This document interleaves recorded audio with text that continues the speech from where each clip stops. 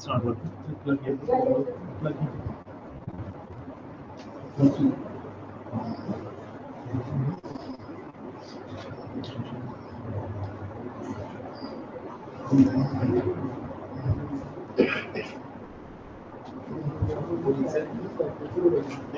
Should I just go there?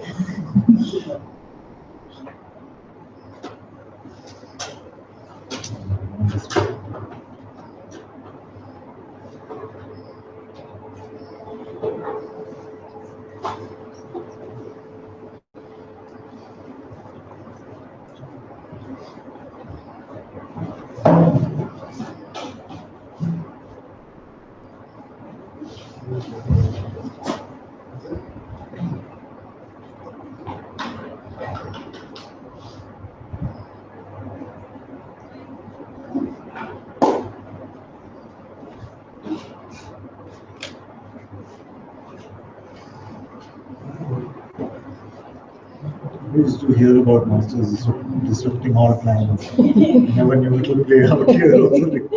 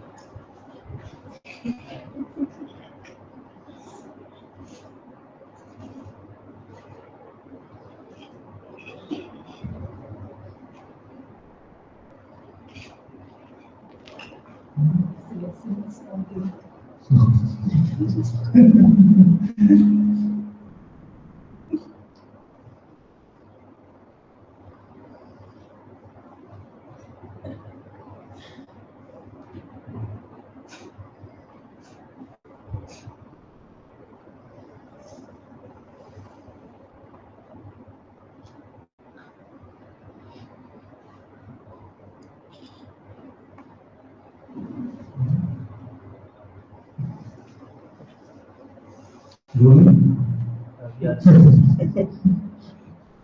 taking audio from this, and that one is only from the speaker. What does it do?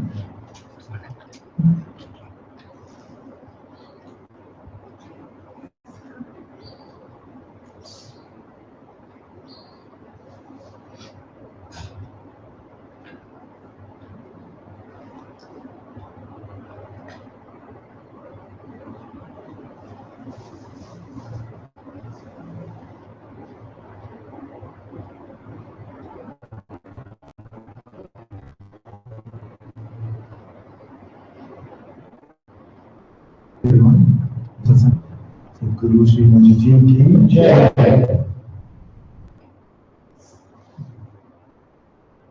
We're just sleeping on the floor here. Feeling too lazy to move.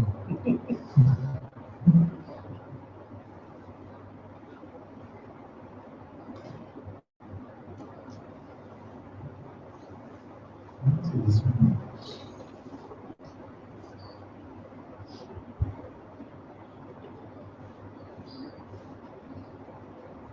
Verse number 9. Ashtabhadra says, a single understanding and the one awareness consumes all suffering in the fire of an instant. Be happy. A single understanding and the one awareness consumes all suffering in the fire of an instant. Every verse could be the final verse. It could actually be the first verse and the last verse. Is there anyone in Satsang who's been in Satsang at least for some time who can say that I have not had this recognition? Let's see. Raise your hand. Not had? Maybe one who not had the recognition, I am this one awareness. I understand it. Yeah. Experience is not. So 1, 2, 2. That's it. Everyone is too shy. Or sort of, kind of. So what does it mean? How to get this recognition? It's important. Within Satsang, the main point is this: to come to this recognition. That I am this one awareness. This is Advaita. We are here for this. And actually, even the dropping of the conditioning, it only truly happens as this recognition. Now, firstly, what you have to remember is that the recognition will not look like the way your mind is telling you it should look. So it is not that the recognition is not happening. It is only that you are not seeing that that is the recognition. So let me unravel this for you. Then we ask you, are you aware now? Say yes. Why do you say yes?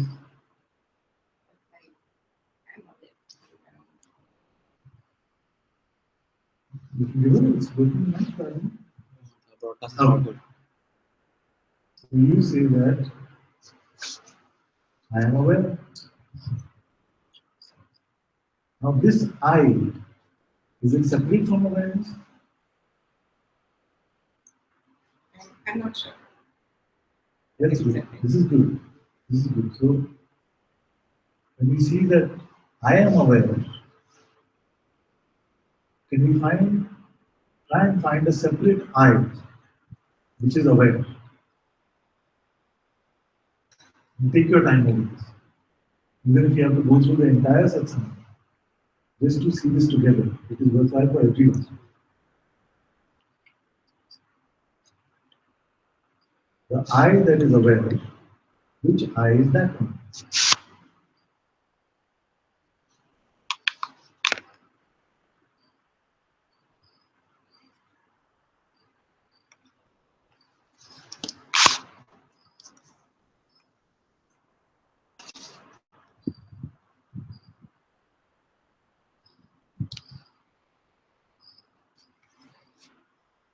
I'm unable to make out with any separate observation.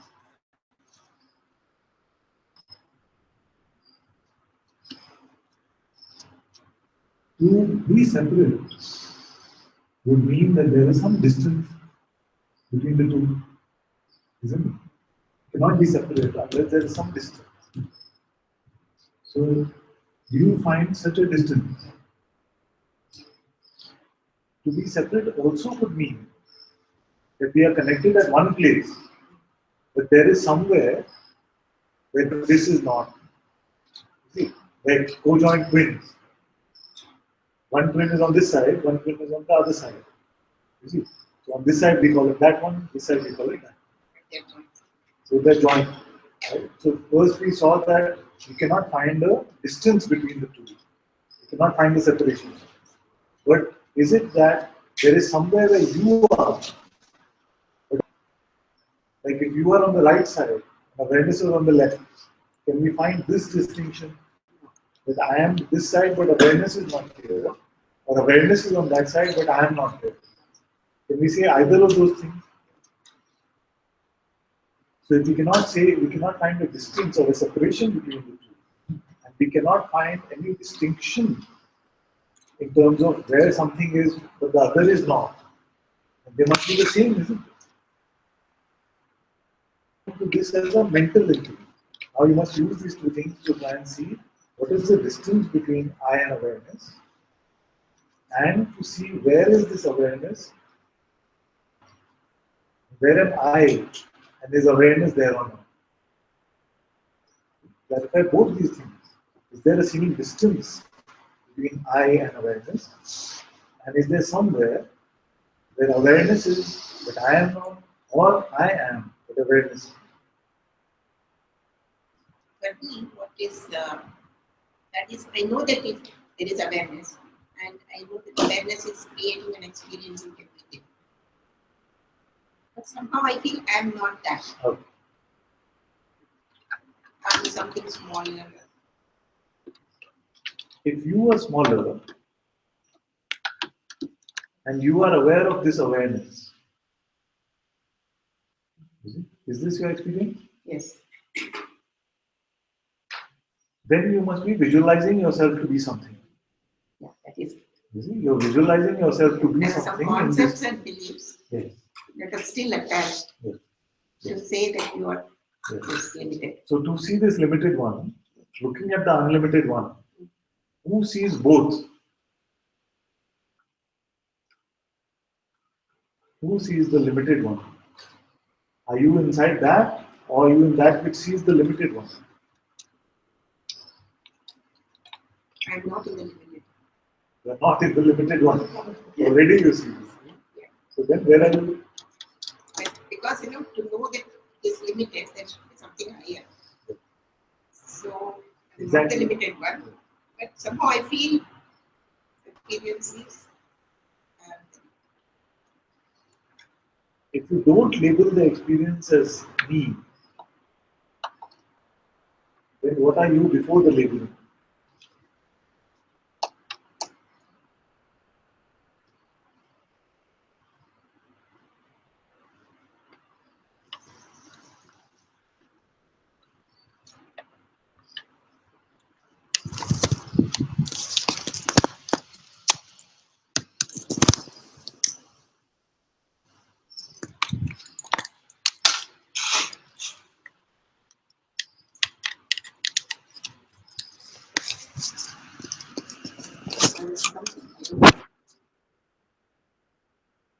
You were something. Yeah. That would also be seen. If you were a thing, that would also be seen. So would you So I be? don't know what I am. I don't know what I am. You don't know what you are. And yet, you are aware.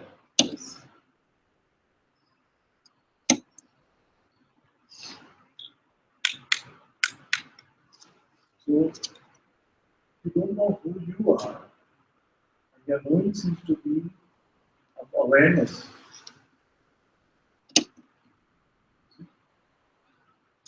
Can you find some distinction between this knowing and the awareness itself? That which knows you are aware versus the awareness itself, that which is known. That which knows that you are aware, is there a distinction between that and the awareness itself?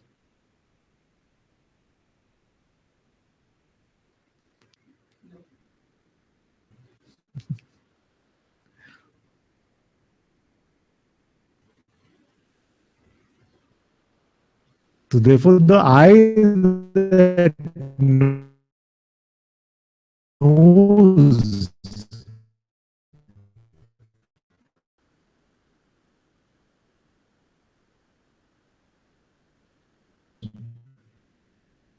and this awareness itself, you say that there is no every time.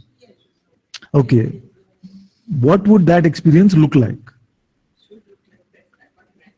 What? Yeah, what is that idea? That it should be limitless and it should be spacious, Okay. it should be silence. Okay.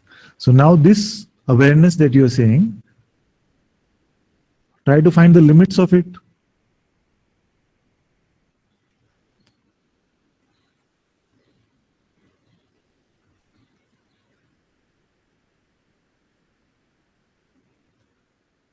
It's limited to whatever is there, whatever you experience. Limited. Limited means it must have a particular size and shape. The inputs The inputs are coming. coming and whatever inputs are coming, to that extent it is there. That is phenomenal inputs. How is it limited by that phenomenal input? Is your awareness changing when you close and open your eyes? No. But the input is changing, no? When it goes, it's there. The content is changing, yes. The input is changing, but is the awareness changing?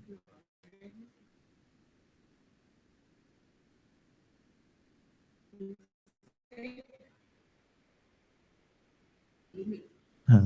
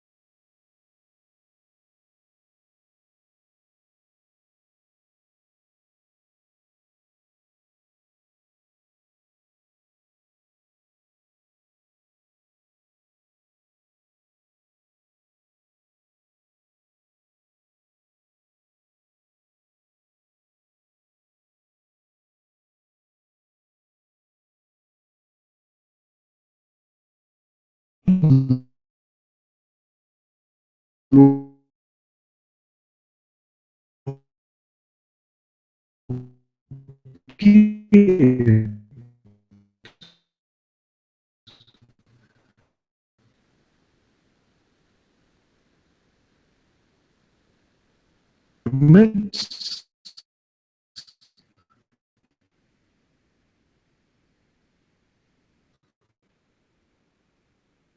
For this one is not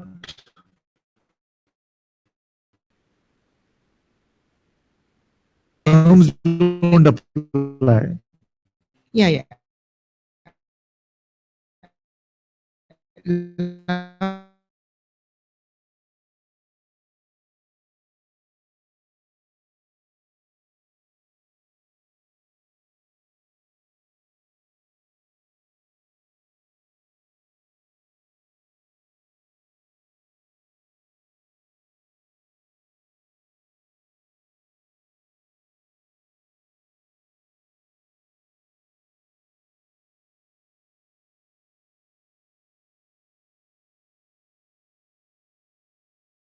Attribute is I, isn't it? Yes.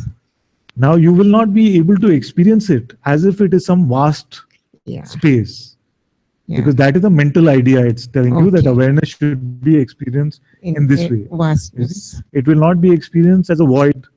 Void also. It will not be experienced as light, Okay. because it is none of those. Space does not apply to awareness. Okay. Yeah.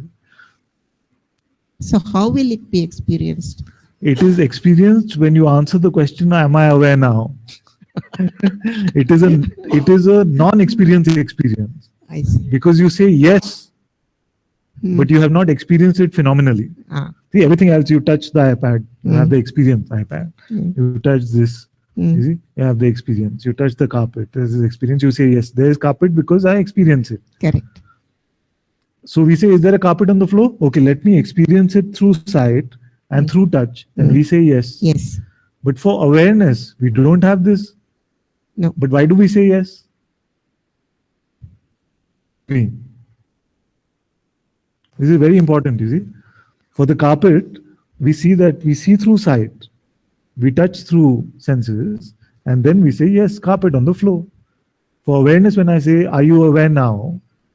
What is the experience of awareness? Nothing. Nothing. And yet you say yes, you don't Yes. say no. Yes. You see? So this knowing Mm. is the only knowing which is prior to phenomenal knowing. The knowing of itself, Itself. the self realizing itself, Mm. the being coming to the recognition of its source is the only non-phenomenal experience that you can have. That is why you say yes. Yes. So this is the only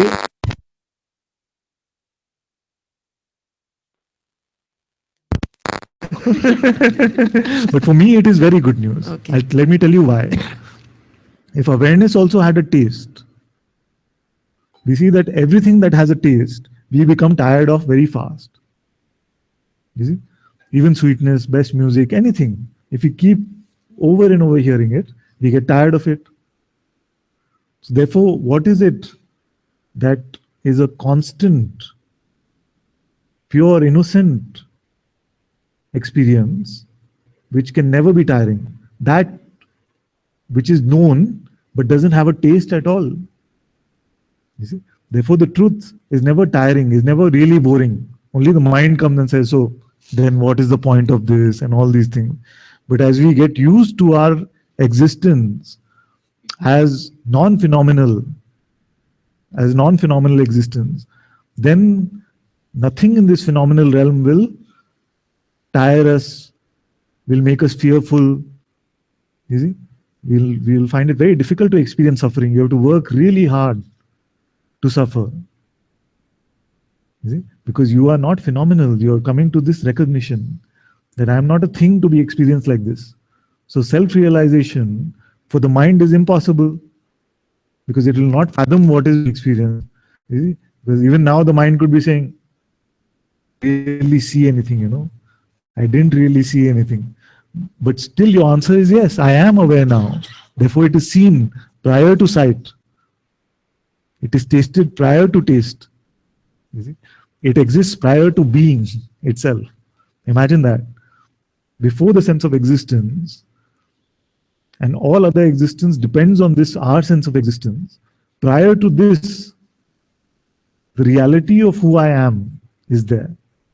But it cannot be found as if it is a visual experience or a tasted experience. But others say Yes. we went into nothingness and Yes. But it is nothing beyond. See, what is the mind's idea of nothing? That there is a room which is empty. That's the mind's idea of nothing. You see, so the mind tries to give you a visual of some empty space and says, here is the awareness, see, find it. You see, but it is not this type of nothing. It is literally no thing at all, not even empty space. Like the sage said yesterday, not even the space you are.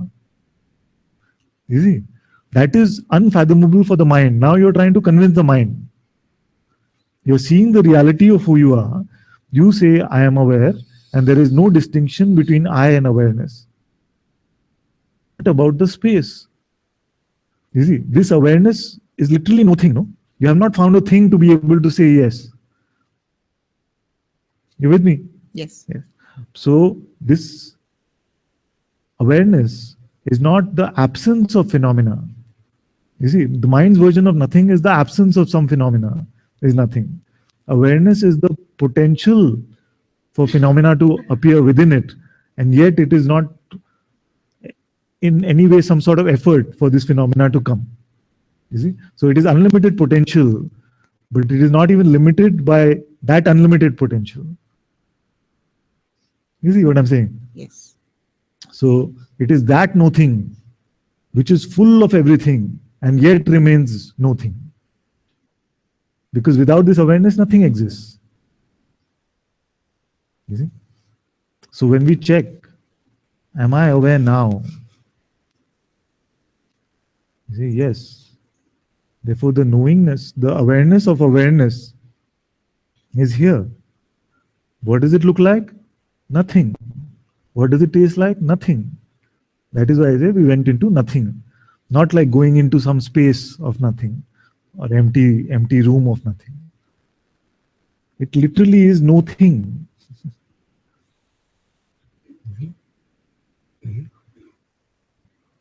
Now, can we separate ourselves from it? No. You see? So then we come to what the sage was saying, isn't it? Now let's see if it makes more sense. And you, Krishna, you've also been following as we've been looking. So the sage says, a single understanding, I am the one awareness. You see, so this understanding is not a mental understanding. It is this, I am aware. You see, I am aware. Consumes all suffering in the fire of an instant. Now when we see that I am this awareness, how to make this awareness suffer now? Impossible. That which is no thing, how can that suffer? I think this side of the room has lost me. No? I should keep looking. He felt off the hook because he said, okay, entire satsang also, if it goes just on the how can awareness suffer? And how can you suffer?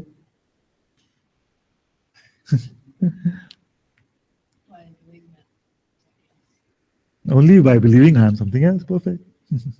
So the sage says, a single understanding, I am the one awareness, consumes all suffering in the fire of an instant. So don't we see this to be true right now? When we see I am this awareness, it is impossible for this no thing to suffer in any way. You see? So then all suffering must be a pretense, a make-believe. How many are feeling that what I am saying is make-believe and suffering is real? Because this is where the mind story will come, no? Oh, this sounds too far out. Everyone at least knows now that you have to believe something to suffer. You see? Therefore, make-believe literally must be suffering. You see? Without a belief, you cannot suffer. Therefore, the power of belief must be needed for suffering to come. You see? So like she said, I am this awareness. I cannot suffer in reality unless I believe myself to be something else. And even the power of belief only comes with the birth of this sense of being, isn't it? First I must exist, and then I have the power to believe something. You see?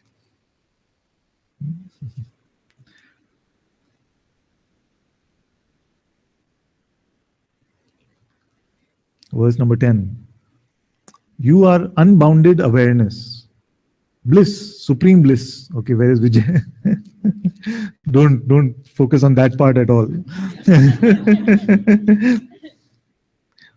You are unbounded awareness, long hyphen, bliss, supreme bliss, then more hyphens, in which the universe appears like the mirage of a snake in a rope. Be happy. You see? Now he's talking about the creation of the universe. You see? Within this unbounded awareness, we found no limitation, no boundary. We cannot find the location itself for this awareness. To say that it is bounded in some way would be then false, isn't it? So this unbounded awareness, in which the universe appears like a mirage in the of a snake in a rope. Okay? So the appearance of being comes along with the appearance of this phenomenal realm called the universe. You see? But from the perspective of awareness, did something really happen just because the waking state came? From the perspective of awareness itself, did something change for it between the waking state and the sleep state or the dream state? No, isn't it? So you find that these mirages are appearing, this world of appearances, this universe, you see. But from my utmost, my truest perspective, all of this is nothing. It's just a mirage. It is a coming and going. This state is here now, that which we call the waking state. It will go. We never know whether this kind of realm in this waking state will ever come back. You see? So this world of appearances just arises as if a mirage. You see? And then to say that I am within this realm of appearances is to presume that there is a snake there when actually there is just a rope. You see? So the realm of appearances is there, but I am not an object within this realm of appearances. I continue to be the awareness itself, which is the one witness of this entire realm. You see? So the ego does not actually exist. It is just a belief. So if there was a rope here, you see, and if someone with credibility comes and tells you that's a snake, you see, then you will believe that that's a snake. You see? So same way, the person, the ego, has been just like this snake. There's never been a person, but we have taken the phenomenal appearance of this of a called up. So it was a rope to be just a rope as an object. There is no person, no snake living inside this rope. You see, it has just been a belief, an idea, a mirage. And that is why I have offered you $1,000 to find the snake. You see, I know it is never going to be found. I'm not foolish with my money. When there's so from this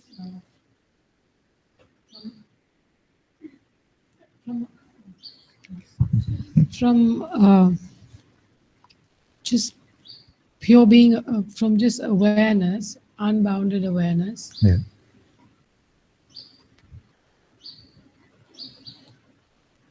This beingness arises, and the universe arises simultaneously. I mean, there's, at least that's how it feels, like as if I, the being, and the universe come both together. Yeah. It feels like that Yeah. for me. Actually, before being, in awareness, there is no time. You see, now being is born, and along with the birth of being is the birth of all of these toys, time and space, all the powers we spoke about. So with the birth of time, obviously the manifest universe is also there. You see, but before that, before the birth of time, we cannot say anything. We cannot say simultaneous or prior, because even time is not there in itself.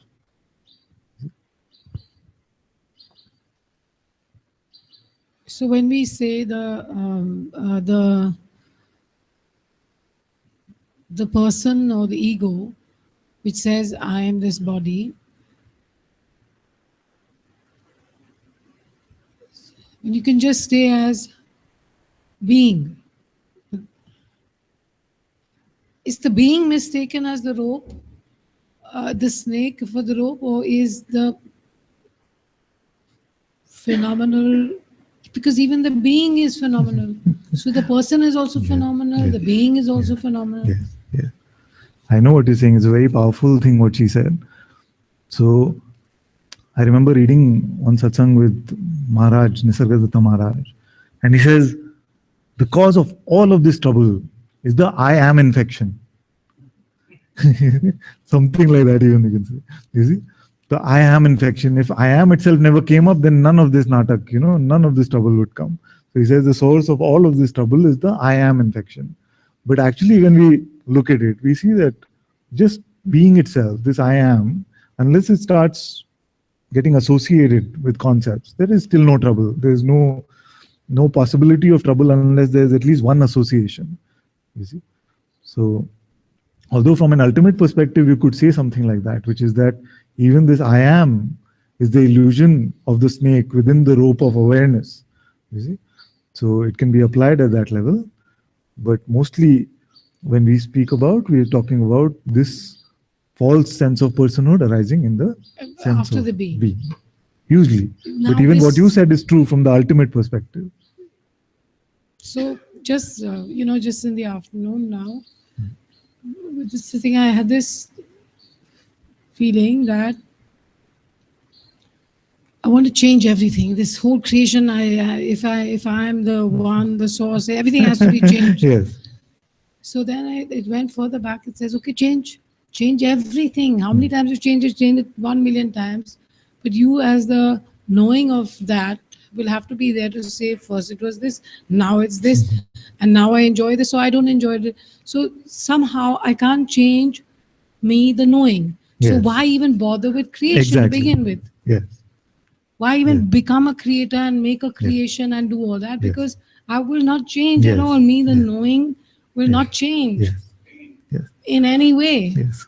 So why get in this whole, and then suddenly after that,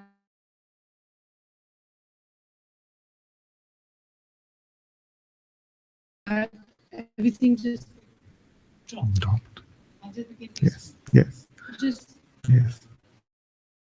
So one of the masters I went to was just once. I had a short meeting with him. Was Swami Tejomanji, who's the current head of the Chinmaya mission where we are right now. So when I met him, I asked him this question: that if it's all my creation from the perspective of consciousness, why can't I just manifest a big, nice palace for myself and live as a king? It is a Janaka style enlightenment. You see, that's why when Guruji said Janaka style enlightenment, I said, yeah, I can relate to that. You see? So when I met Swami Tejomanji, I asked him this question. And their terminology is different, so I got a bit confused by his answer. He said, you are still confusing the small mind and the big mind. You see? So what happens is that the mind comes and says, okay, if you're the creator, now then create this for yourself. But it's still the small mind. It is still the representative of the person. You see, the lawyer for the individual person is still that one. It will never have that power of creation which it keeps hoping to have.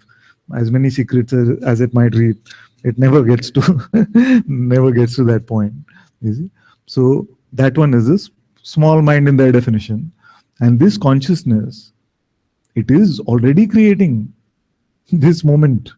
That which is being experienced right now is shining in the light of this consciousness already. Even the idea that now I can create anything is a creation of this consciousness, which is enjoying the play in exactly the way it is meant to be. You see? So the big mind is already creating exactly, this consciousness is exactly creating what it wants to experience in that moment. You see? But it cannot help this mind. It says, okay, now I should have access to that guy and hence be able to create this palace for myself or things like this. no, but but when I so you mean it's my this small mind which says, but there's a recognition that it wouldn't matter whatever was created. That is very good. It That doesn't is matter very good. whatever gets That is very created good. or not created. Exactly. It doesn't need. It doesn't it need. has no impact on yes. the knowingness. Exactly. And I would have to. So somehow there was just a feeling that maybe I'm going on creating because I want to look for something out there. And maybe I shouldn't. Maybe the answer is not to look Whatever there. you want to taste as consciousness right now is what you are creating.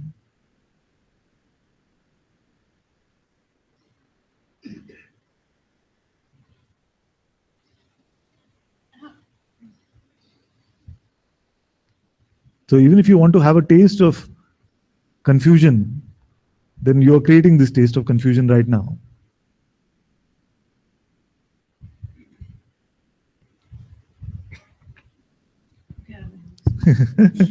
we can look more. But actually the more important point is what she said then, which is that for this awareness, for this knowingness, it doesn't really matter what is appearing or not. And only from that perspective, only from this realization, can we truly say that it doesn't matter what appears in my life. You see, I'm open. So surrender and Gyan have this merging here. Because to see that everything is allowed is only my master's grace. You see, it's the same allowing what happens when we come to the knowing of this, that anything is allowed to appear, but it doesn't touch me. You see? It gives the same openness, whether we follow a devotional path to it or the path of recognizing ourselves in this way. You see? The same openness comes, the same acceptance comes. See? Is it the Maya that, is it the attachment? Is it the attachment that gets us into the Maya? There's no problem with creation. Yeah. The problem is lack of being too attached. I mean, verse 1 of this. So let's say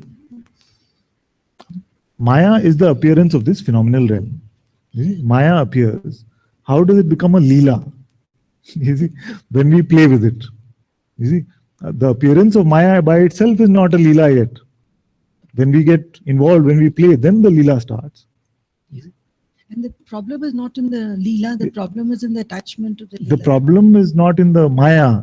Oh, okay. You see, the problem is not in the Leela also, ultimately, because even the Leela is the will of consciousness. You see, but the seeming problem is this attachment, which makes this impersonal appearance of this Maya seem like it is a Leela personally. You see? Yeah. So just like you're right, like the sage said in the first verse, that how is detachment to be attained? That is what we are talking about. So we are recognizing who we are and dropping all that is false. Now it is going to become more and more difficult for you to attach to any mental concepts. Because you've obviously chosen to play here, Yes, right? yes. So what we have to learn is to play without attachment. Is that... The sorry. play will continue on its own. Okay. You see, once you try becoming a player, you see, you get into even more trouble. Okay. You say, I'm going to now play this like the way I want to play it, and this whole realm will dance to my tunes, and immediately one slap comes. So don't try to play So it. you Just enjoy the play movie. In that sense, Yes. participate maybe. Yeah. Just That would watch be the a better- movie. Just enjoy the show. You see, enjoy the show, and you will see that the show of this is a beautiful show that is happening for your entertainment.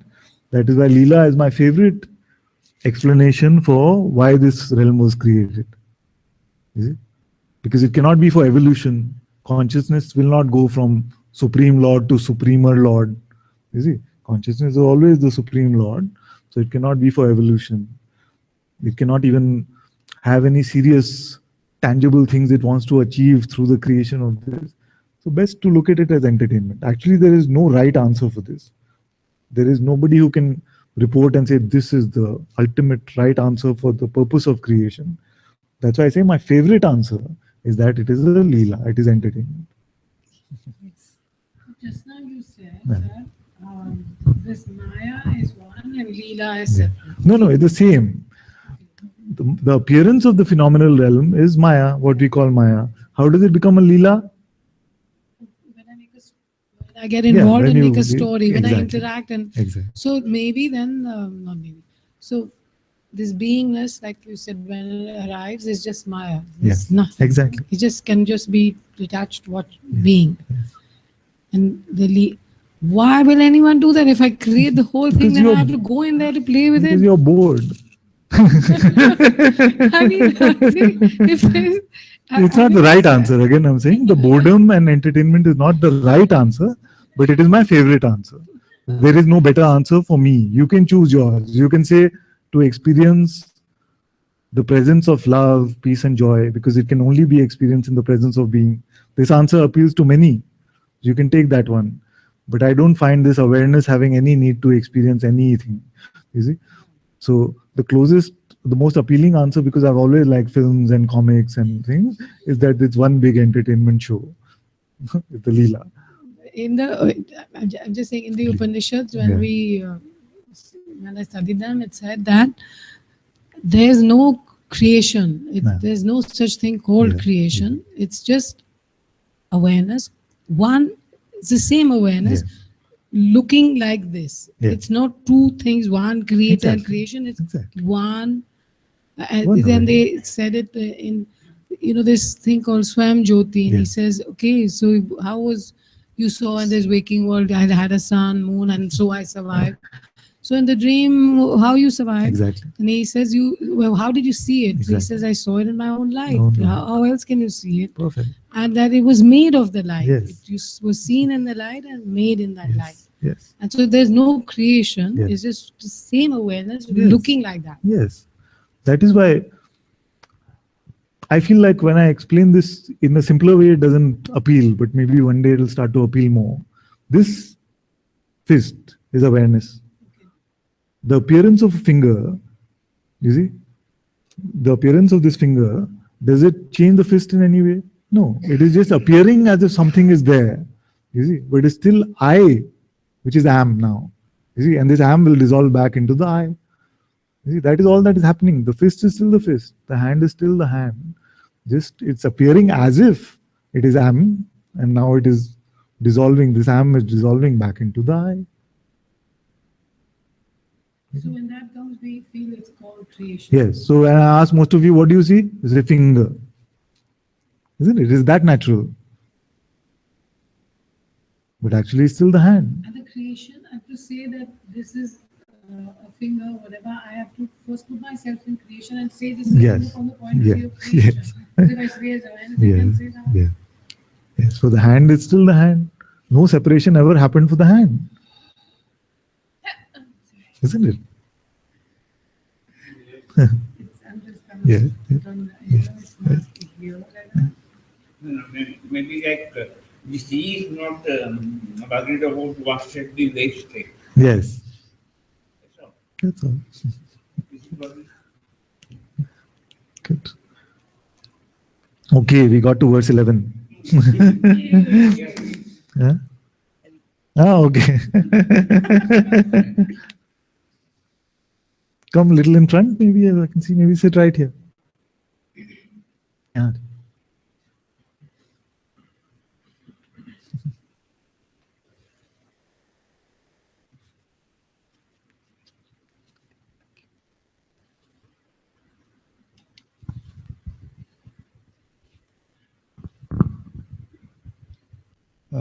When we are talking about it's my creation, it's your creation, so are we addressing because it's I understand it's a small mind is trying to conceptualize most Yes. of the time about what it is. Until unless it's experience, it's I feel like kind of it create more concept and then it one way try to visualize or try to have these all buckets of concept and trying to see its experience which it's experiencing from a limited perspective and trying to visualize how it is. So that's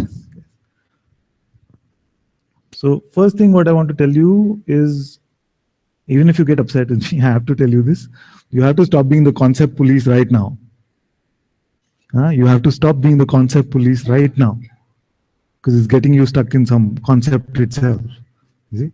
So throw away the policing of concepts. Don't check for concepts. Okay, because this has been happening with you. I'm seeing it, so I have to tell you very strongly now. And what you have to then do is, when you've thrown away what everyone else is doing or what your own mind is doing, whether we are making more concepts about it, you have to just take, okay, so the word came that this being or I am the creator of this phenomenal realm. What could this really mean in my real experience without any concept? You see? What do I see? Is it not the case that when I am is, then this realm is? When I am is not, then this realm is not. Can you validate this with your direct experience? yeah, it is. Very good. So this I am itself is the light of this consciousness in which this realm is created on its own screen. You see, is there anything outside of your presence? Like we were checking with Vijay yesterday, we saw that everything that is appearing is also experienced within me. What me are we talking about now? Not the ego me. We're talking about this sense of being me, isn't it? Is there anything which is outside your sense of being? No. You see? So that is what Bhagavan means when he says it is in the light of itself and on the screen also of itself. When this light comes on, this realm comes on. Where is it seen? On itself itself. Nothing outside of presence is ever experienced. That is why it is the light of consciousness on the screen of consciousness. Now this is your direct experience, isn't it? So then, if it is the light and the screen, then it must be the creator of this movie, no?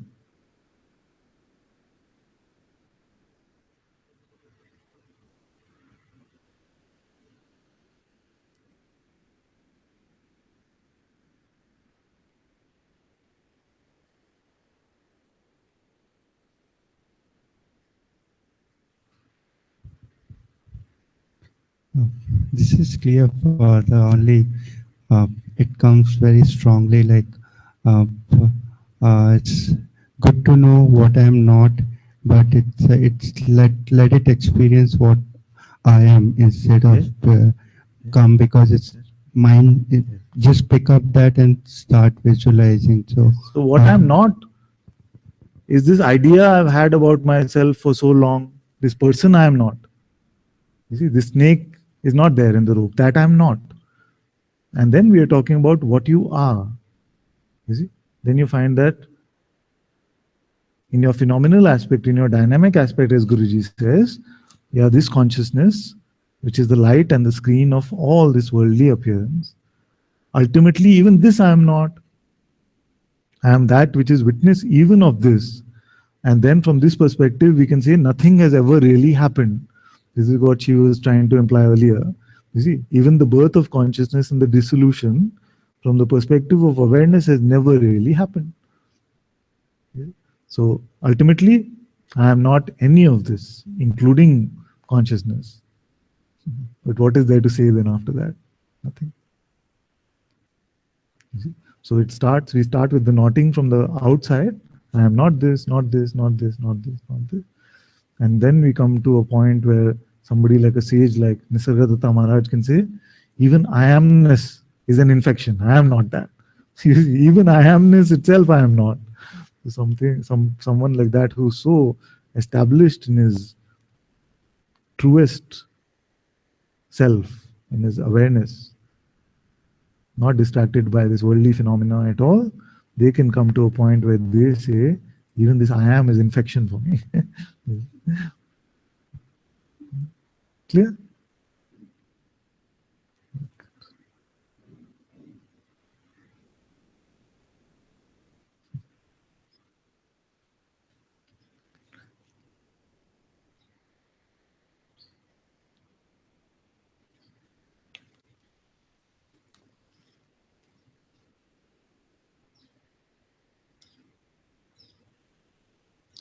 Verse 11. It is true what they say. I'm also reading this after 20 years. It is true what they say. You are what you think. We are all in trouble now. Yeah. It is true what they say. You are what you think. This is becoming the other type of satsang. The evil twin is now here.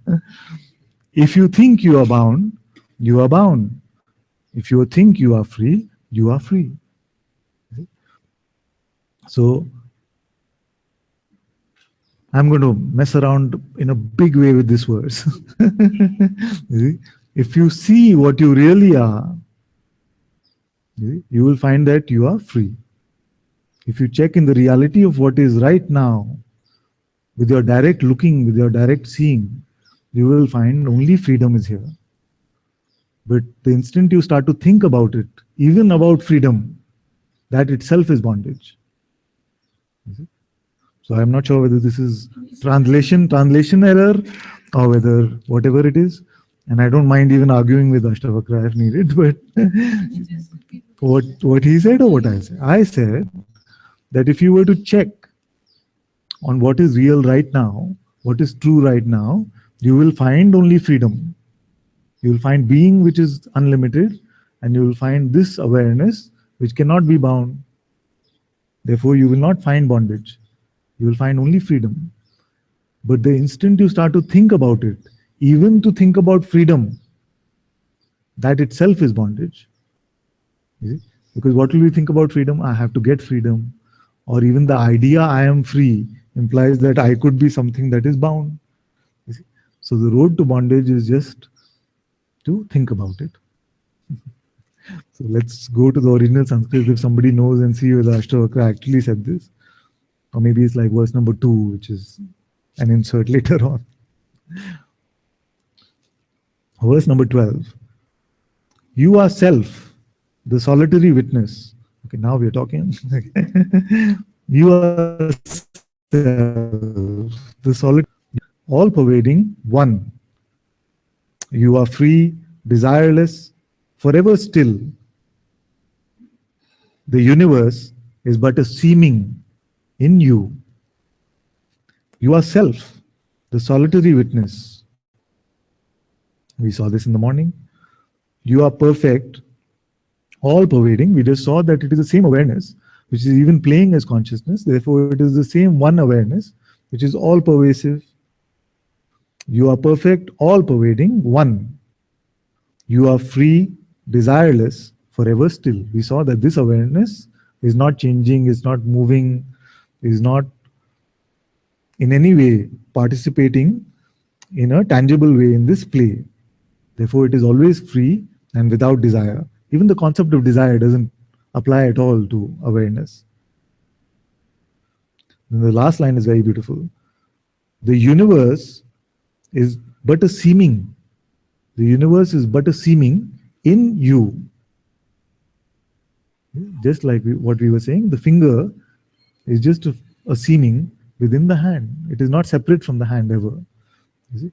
So all of this, as Guruji also says, is one big seeming. It seems like all these separate ones are appearing, there are beings. You see, all of this play of this world is appearing and disappearing, but it is all one big seeming. So when we see that everything is contained within my being, that is why I ask you these questions. What are the boundaries of your being? Okay, let me take up this topic because this might be live for some of you. Many times, when we have the experience of being, it can quickly seem like it is contained within the body that is here. Many also say the being within this body. But when we actually check what happens, we find that that which we define as the body, our experience of the body, is just a set of sensations. And if you were to focus right now on the body and the boundaries of the body, you will find that a set of sensations seem to define the extent of the body. You see? And then when we check, where are these sensations experienced? We find that even these sensations are experienced within my being. And my being is not bound by them. This beingness, this I amness, is not in no way bound by these boundary sensations of the body. Then we come to see things in the right light.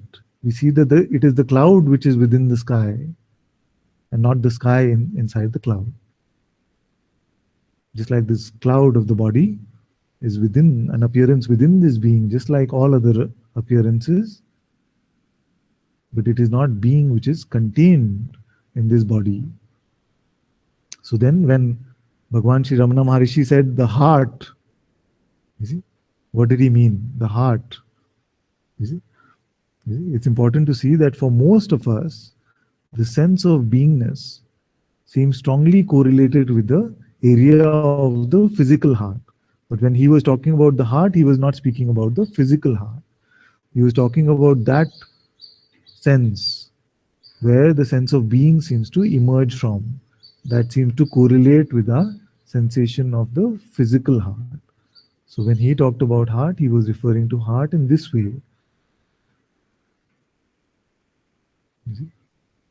So this I amness, for many can have this seeming point of center, seeming point of origin or the core being this heart.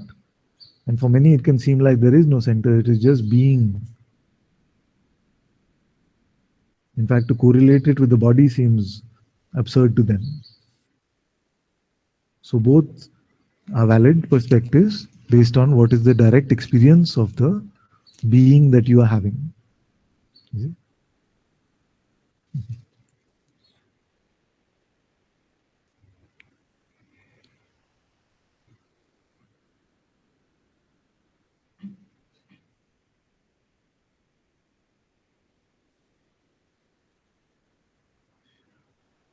"13.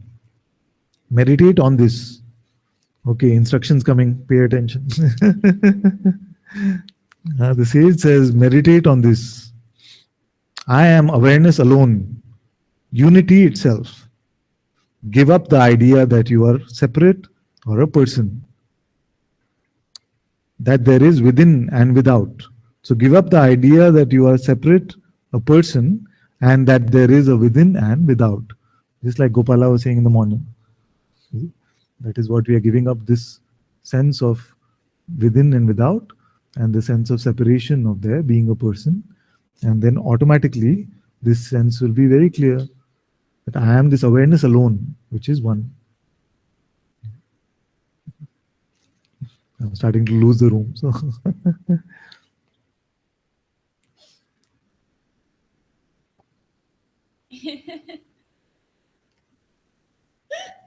that's good, no?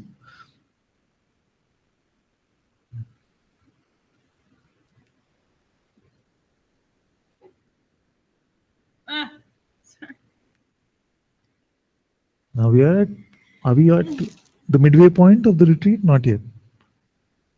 How many days are left? Today is just the second day. I feel like we've covered a lot of ground actually.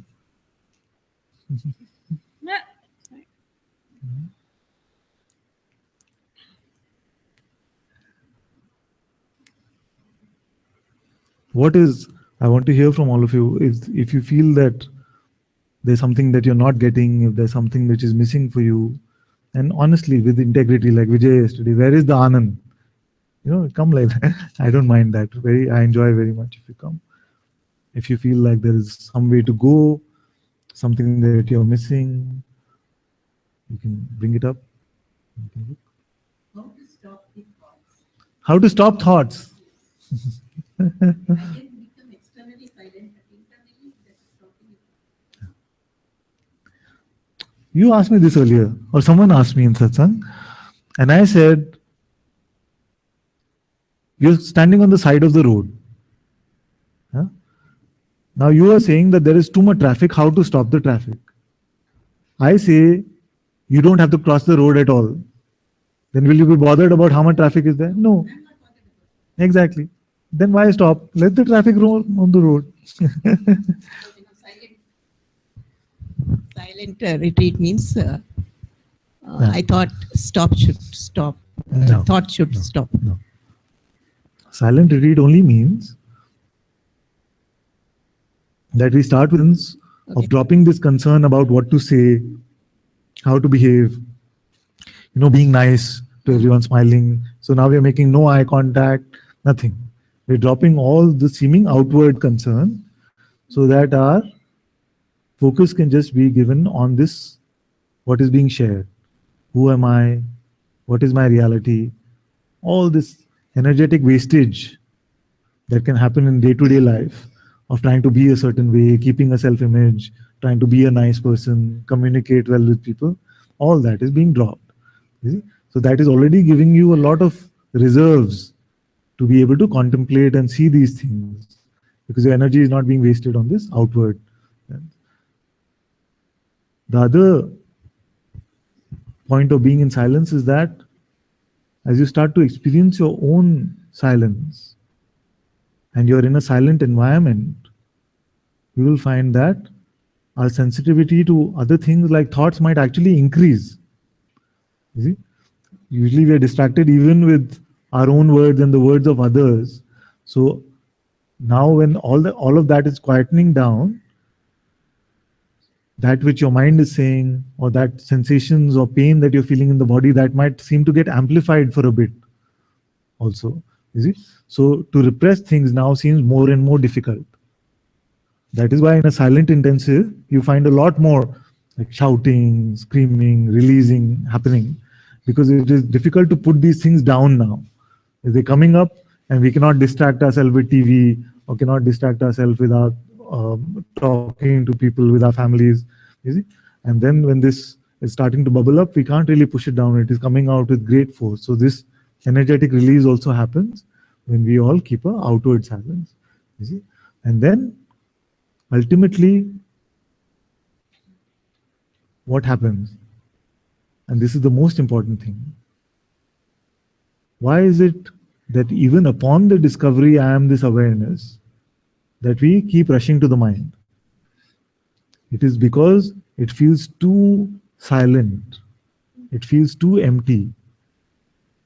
You see, the reality of what we are, because we're used to this mental addiction, when we come to this quietness, it just feels too open, empty, and silent. And we want to fill up the silence with some thoughts, with some concepts. You see? So our outward silence is getting us used to also this being in this inward silence, being with ourselves without having to rush to any external distraction. But you don't have to force your thoughts to stop. You don't have to push them away. Just allow them to come and go. And one more question. One more question. If there is some program running in our lives, Yes. I don't have to do anything. Yes. I have nothing to do. Just accept whatever comes Yes. and allow whatever comes and wait for it to open up. Is that all? And if you do that, what should happen? I don't know. It will take me wherever. Very good. Usually what happens is that when we say, I don't have to do anything, we're still taking on a personal perspective, isn't it? So the person that doesn't exist obviously doesn't have anything to do. But many times when we surrender like that, there can be an expectation that once I let go of it, then only great things will happen in the life of the person. You see? But we drop also that expectation, because then that is half surrender. So that who is doing, that one is also experiencing. There is no personal entity to either do or to experience. You see what I'm saying? Tvam karta also means tvam bhokta. You are the doer also means you are the experiencer when we refer to God as the doer and experiencer.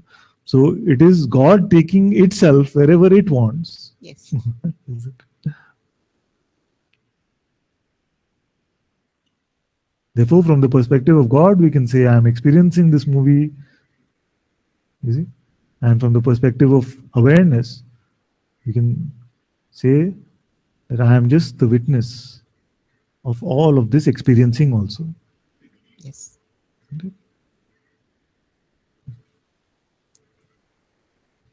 Pass.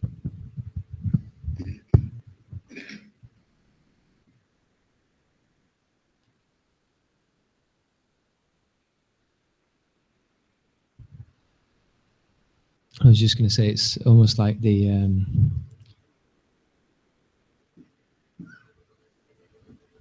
it's like the beingness can never become that silence, the awareness silence, but it's like it can become its devotee or something. It can become its like. Okay. Let's look at this. So, the beingness also is made up of awareness itself, like we have been saying, isn't it? Therefore, every night when we go to sleep, what does it become? It becomes the awareness itself, or it drops the beingness and only awareness remains. Whatever terminology we want to use, whether we say it returns to the source, whether we say it dissolves, you see? But basically what happens, that it is no longer playing in its dynamic aspect. You see? Therefore, this being never ceases to be awareness. It is just playing like the difference between water and ice. And this recognition is happening for who? Being itself. That's what I mean. It's almost like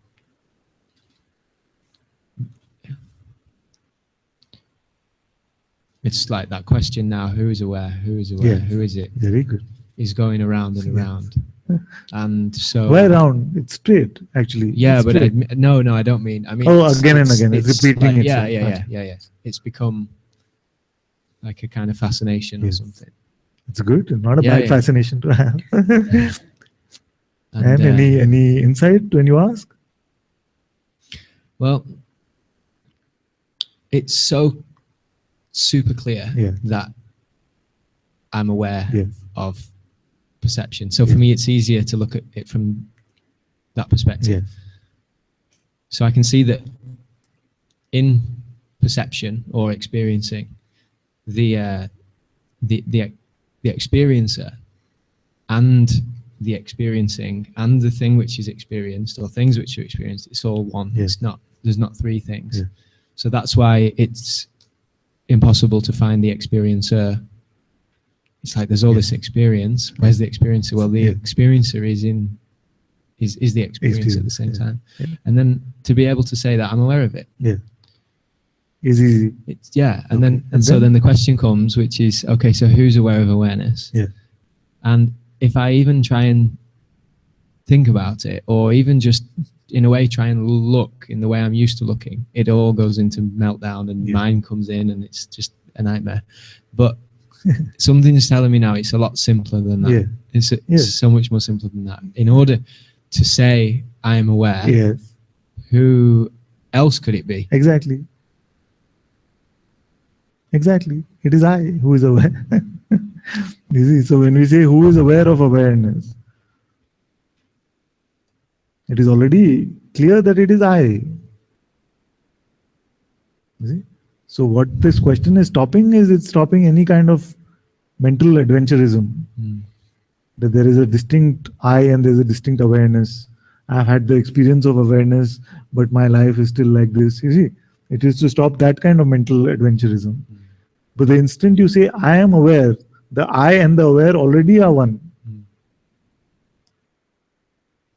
You see, this is not wordplay. I hope nobody is confusing this to be wordplay. The minute we say, I am aware, means what? There is a knowingness of knowingness. There is an awareness of awareness. Otherwise, we would not even be able to use the word aware. You see, nobody taught us to be aware, as I was saying yesterday. It is just innate to us. And it is I that is aware. Who is aware of awareness? I is.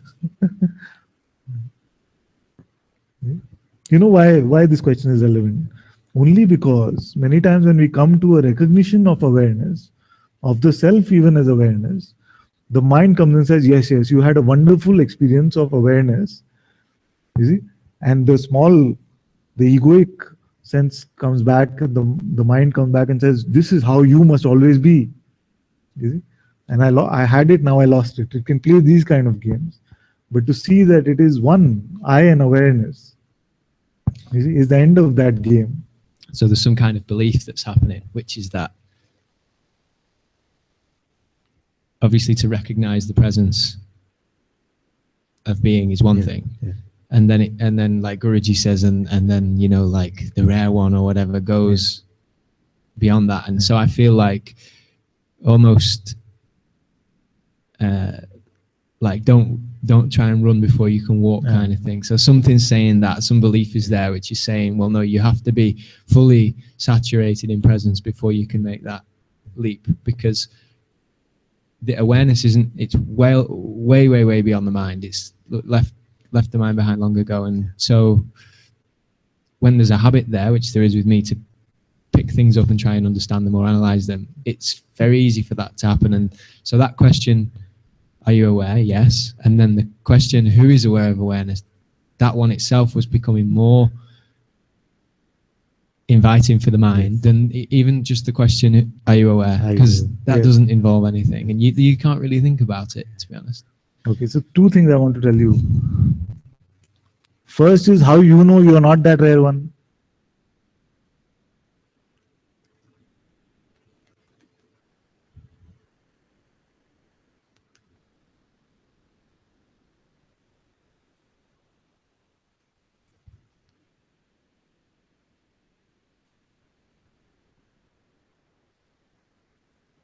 So that is the first one.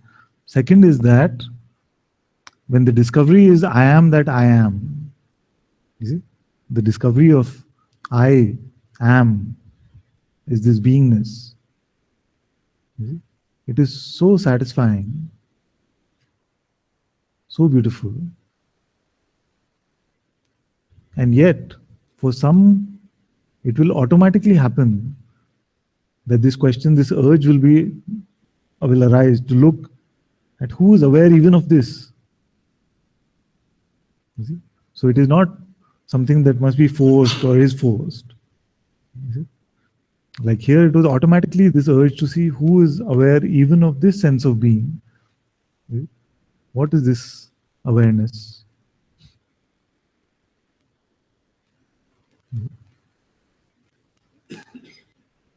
So only then will this question take a hold of you, when the urge is for this. Because as we come to the discovery of being, it is the end of suffering, it is the end of this strife.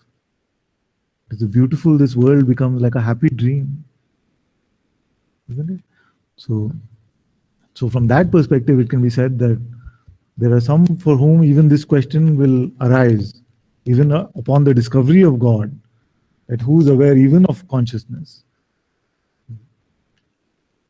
I think what I meant is something that, like, if I can see it's just a belief, because that question over and over, the recognition over and over, is what uproots the mind, isn't it? Like, whereas maybe I was believing that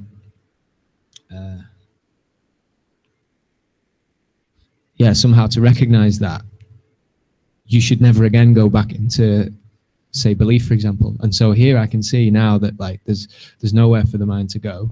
There's so much attempts to distract or pull attention or something like that. Yeah. And I'm not suffering that anymore. Like, I can see it doesn't really bother me. And even like some stuff's getting belief still. And that's bothering me less now because of that question. Yeah.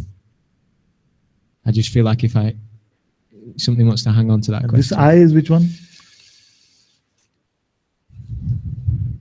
The instant he said hi, he knew he's going to get, so he changed that to something, but it was too late.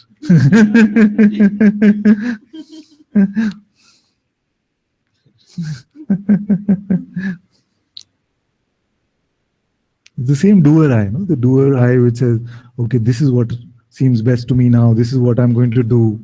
I'm just going to stay with this now. This question is helping or not helping. It's very so sneaky, you just find some route to enter. He is talking about the most primal things, talking about the creation of the universe.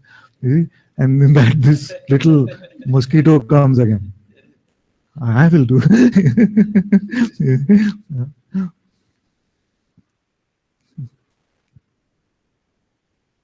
It's like my daughter in some way. Not to compare her to a mosquito. Anytime we have like guests at home and we're just talking about things, she has to make a few points in the middle, But no, it was not like that, Ma. It was not like that. This is something like that. So just like this is the mind. It's just parents are talking and this one wants to say, but I will do.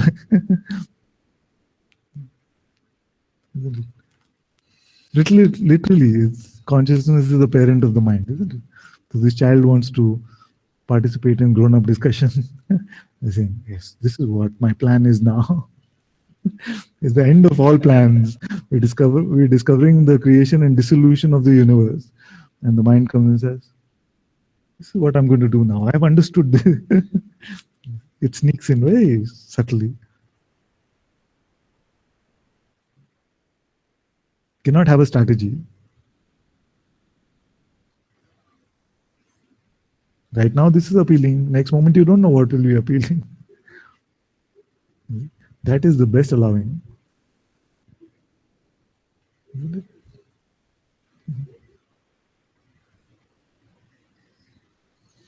So while there is still this I, which obviously can sneak in. It's gone now. Yeah, but I'm just saying, like... See, the question brought it back to life. With the answer, it was gone. Now the question brought it back to life, saying, okay, it's still there. No, it's gone. It's true that there's just this reluctance to just be silent, like just to be that and know that. Yeah. and not say, but okay, what should I? So should I stay with this question, or should I do this, or should I do that? Exactly.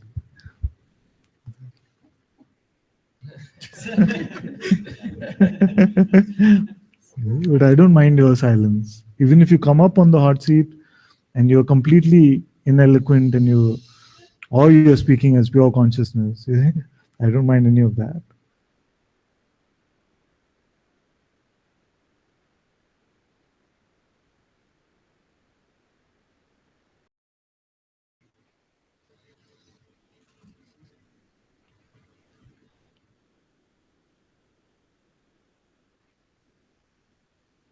This is openness. To have no plan, no strategy, even for freedom. Just simple allowing everything. Thoughts coming and going. Emotions stay as long as you like.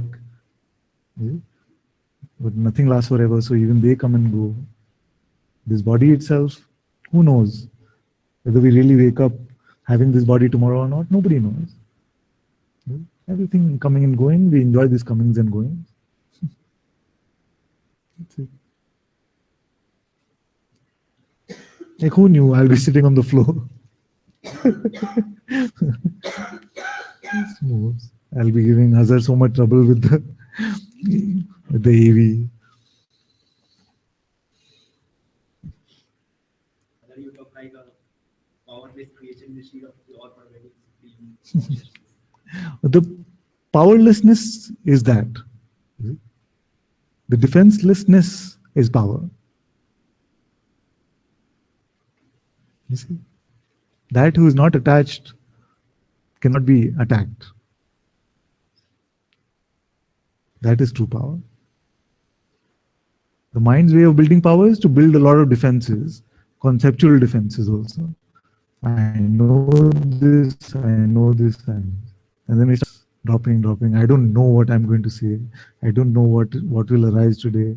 Have no plan for all our plans. You know that we've covered 11 verses, and many times we said we'll finish Ashtavakra first chapter today. But to be open to that, because this is much more alive. I'm enjoying very much because I'm enjoying the taste of Ashtavakra right now. It's really beautiful. I'm enjoying it. Also, it is giving us some sort of a framework to talk about the things which we talk about very openly. So, but he's saying the same things, but it's in sort of a structure which is helpful sometimes in a retreat type of format. And just that, to be most honest, I'm just enjoying it a lot. And I was also having this feeling to ask that if all of you are not enjoying it as much, I can just take the iPad to the room and read it over there. It's just now in that verse where it says that if you have one thought about freedom, you become one. The words did not say that, but No, the verse, in that verse, the verse was something which I feel like is a mistranslation or is a later insert. The one before that, it says one thought will, where he says, don't think of this freedom because the thought that now I'm free will put you back. Exactly. That's what. Now with him, he was there and then he was one thought about it. Correct. It catches. So what happened is that that was my translation, my commentary. You see, because I was arguing with Ashtavakra, where Ashtavakra. One before that. Not that what you think you become, not like that. Then one verse before it. One verse before it was not the one you are what you think. No. Okay.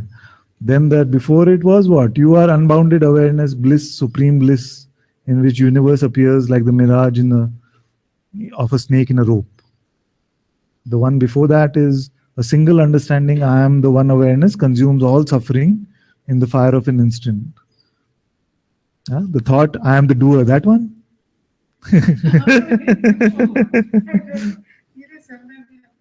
I remember saying something like that in my commentary on that verse, where I said, if you touch a thought, that is itself starts to become bondage. I said, when we look, then what we find is complete freedom. We find this being that is free, and we find the witness even of being for which bondage and liberation doesn't apply at all. You see? But the minute we go to a thought, even about freedom, then that itself is bondage.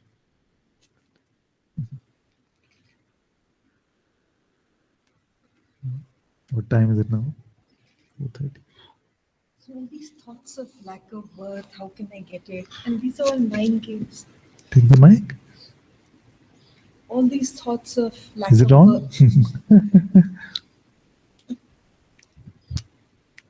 All these thoughts that, how can I get it? How, even if I get it, how will I sustain it? Yes. I'm All these worthy. These are all mind games. Yes. And these are All thoughts can be thrown away. It's they're good. so insidious. Insidious, they're sneaky like this one. Yeah, They just came, but I feel like I want to do this now. It can come like that. It can come very well dressed. You see? And then there's that hubris, who Yes. do you think you are? Yes. So that what is the best thing to do at that time? Yes. So the pointer is don't believe your next thought. And then what happens is you find that many of them are just allowed to come and go. But these sneaky ones still seem to have some juice for you. So what to do with these ones is to pull them into your inquiry. The ones that get you typically will be the ones that have been nourished in the past a lot. You see? So those you pull into your inquiry. You take that identity, or you just take that thought itself and say, who are you talking about? You see? Who is it that is arrogant? If the thought is saying you're being so arrogant, how can you just pretend as if you're free or something like that? No? So just pull that into your inquiry and say, who is here that can be arrogant? You just inquire like that. Matter of factly, who is here that can be arrogant? Who is here?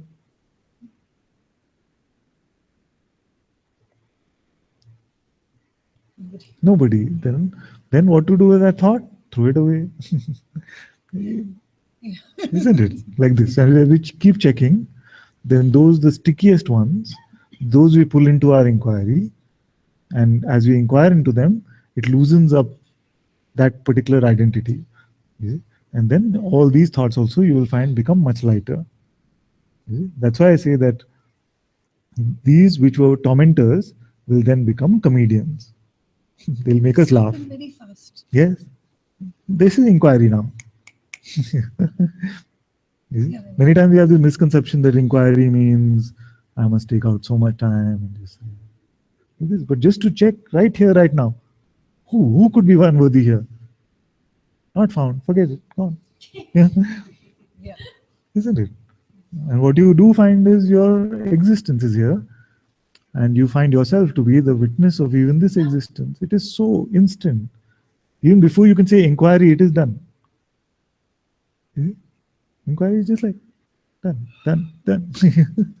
Because it's prior to any sense of time. Of course, initially, for those who are new to satsang, they can take out time, inquire. It's very good. You see, for that, there's beautiful booklets, Ramana Ashram booklets. Self-inquiry, who am I? These booklets are very useful because they go step by step. You see? So who am I?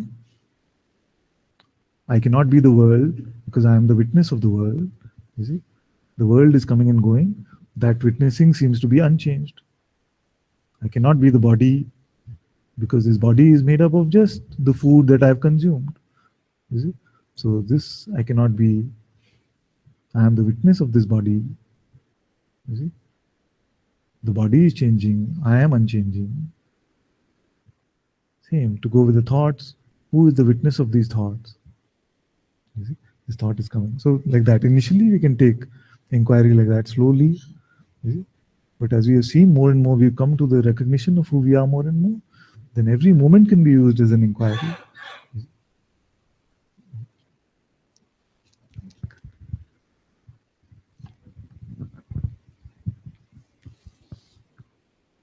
I was doing that because I read the book. I was reading the book just before Satsang. And the world, that's completely obvious. That's easy. It's out there. The body, that was new. Like I was looking at that and I was like, yeah, okay, yeah. Somehow that started to become like, that's also seen. That's also like not this. I'm still with the thoughts, still there looking at them, and it's like, the same admitting or the same seeing that was very clear with the other two, and like the body was becoming clear. Yes, yes. It's not, for some reason, the thinking just not getting this clarity of. Yes. I don't know why. With the thought, it is very easy because the thought is so instantaneous. It comes and it goes. Hmm. Who remains when the thought comes and goes? You still remain, isn't it? Yeah. Slowly we can look. Yeah. So you can actually wait for a thought to come. Father, it seems like there's just a constant something. It's not like this experience isn't like a thought, like up and down, up and down, up and down. It's just like a line, like a What is that constant something? dead line. I don't know. It's just. And it is a constant something which is a constant something which is an appearance, or the constant is that to which appearances are coming and going. Do you lose the question? No, I understand, but yeah, I'm just trying to look. What is constant in the realm of appearances?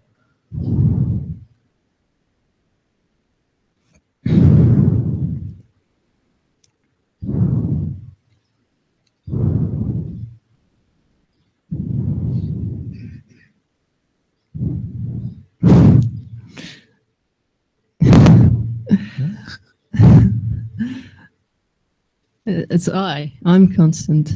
In the realm of appearances? Yeah. How do you appear? I'm the constant. Like how do I appear? I said, what is constant in the realm of appearances?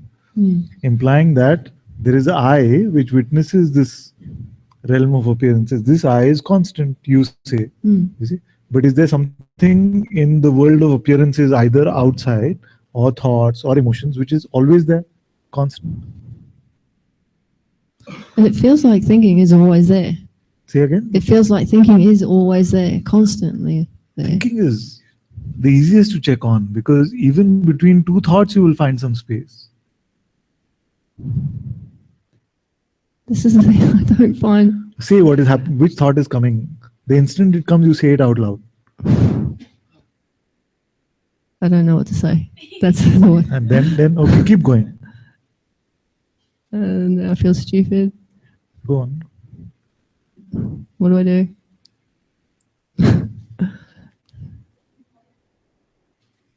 Yeah, I should say something.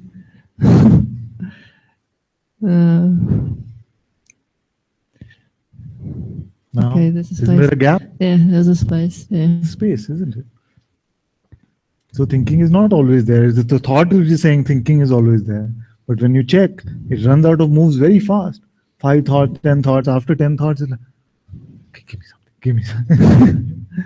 Okay, so but there's some sort of thing that seems like a distraction that's always there. Like I was saying about that blur. Let's zero in on that. The energy of. Let's zero in on that. So we see now it is not thinking. Okay. It is not outside body and thinking. Now, what else is there?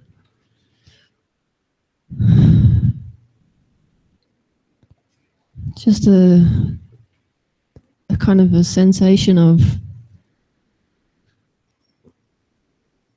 like a daydream, like when you daydream and everything kind of just goes out of focus and you're not able to think, you're not able to, that just kind of a numbness. Just now you were saying thoughts are constant, and now you say more constant is you're not able to think. But yeah, I think I was Your relating mind that. is taking you on a merry-go-round. Yeah. What's going on? So like now the daydream thing is there? Yeah. I'm trying to narrow down what's helping to What do are this. the constituents of this? What is it made up of? And what does it feel like? It feels like a daydream. It basically just feels like like I'm not capable of. I don't know how to explain this. Like this realm which is appearing is looking like a daydream right now. It just becomes like I'm not here. Good, no? What's wrong with that? What is the problem? Just interacting and knowing what's going on and But that's also part of the daydream, doesn't it happen? Or the, you are out, actor aspect of you is out of the daydream, or is it within? within. Then no problem, it's going to do it itself. What? It's going to interact itself because it is an object within the play, within the appearance, which is moving on its own. Where are you in all of this? You are separate, you say. Where are you?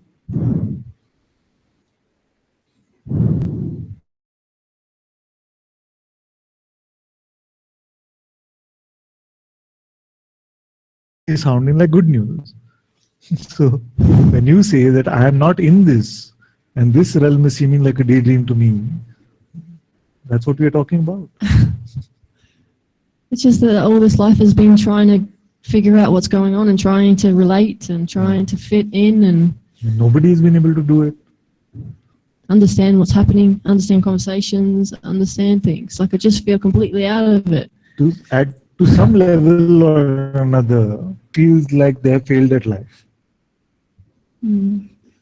Nobody has been able to figure out this life in that way, isn't it? Because as long as we have considered ourselves to be people as objects within this realm is just too much for us to manage. Yeah. So that is the sense of having a personal existence. Now you see that that is failing, it is not working, so drop it. What remains then?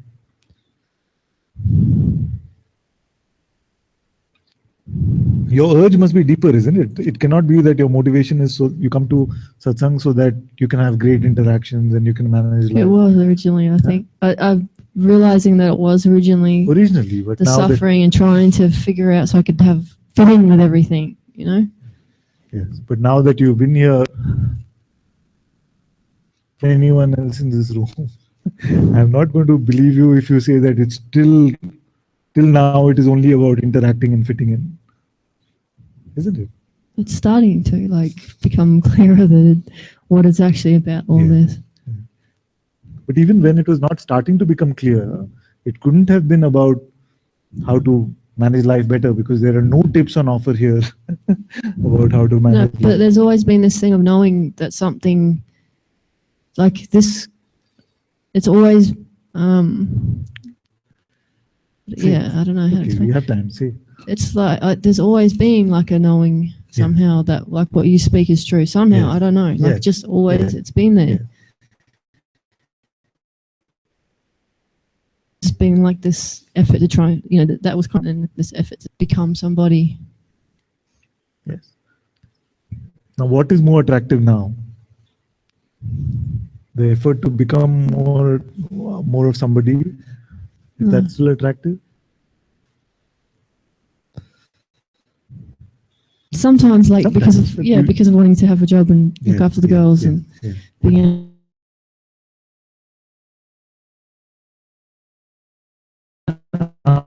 doing that sort of thing. Is the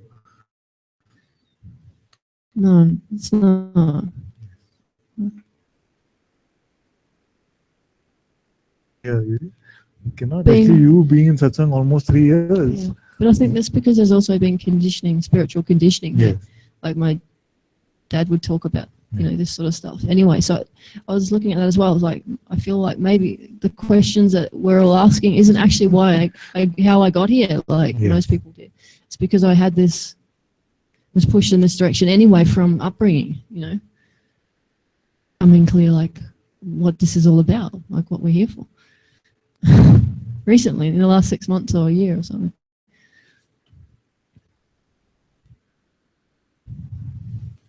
Okay, so for the next few minutes, we forget about the last 3 years. First time I'm meeting you. Give me your truest introduction.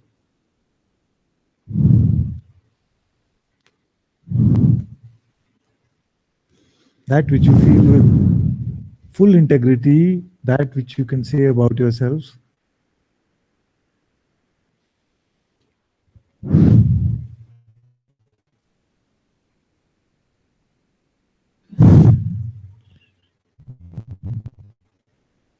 That's really because I don't know. You know. Suppose there's a gun to your head and you have to say something. What comes closest to the truth? The truest thing about myself is that I'm here. Yes. That I'm here. You are here as what? I don't know. Just here. That's, When you refer to I am here, are you referring to the fact that your body is in this room? no, just that I'm here. Like, yeah. That so that one which knows that I exist,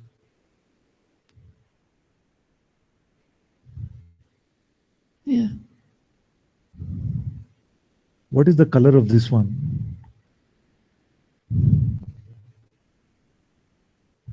It doesn't have. I don't know. It doesn't have anything. Every time you ask me this, it's like a blank. Complete blank. There is one that knows of your existence, isn't it? Now, this one, does it have any attributes? No. Is it you that knows of your existence? It's me. Are you open to the possibility that you have in reality no attributes? I'm feeling very like it's going that direction Yeah. really quickly. Yeah.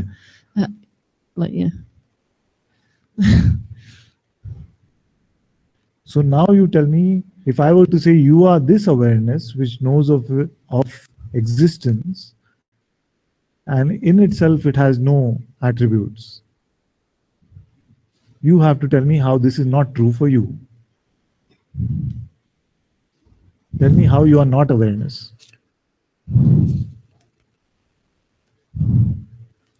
I can only say that if I listen to something that the mind has to say. Like, if I... Do you usually listen to Yes. something that the mind says? That one you expose then. Yes. Yeah.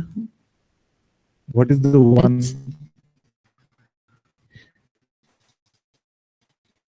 What is the objection usually?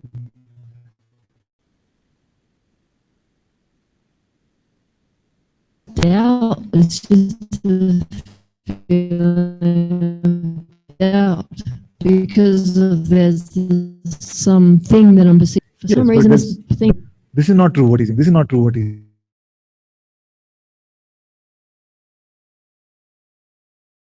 Seeing yourself clear. Okay, so focus.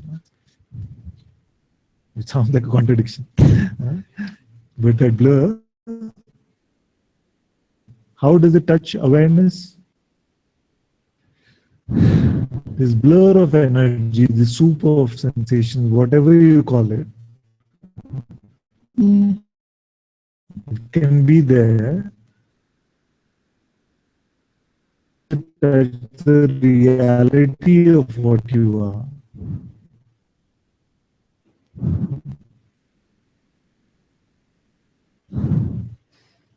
The awareness. Doesn't touch.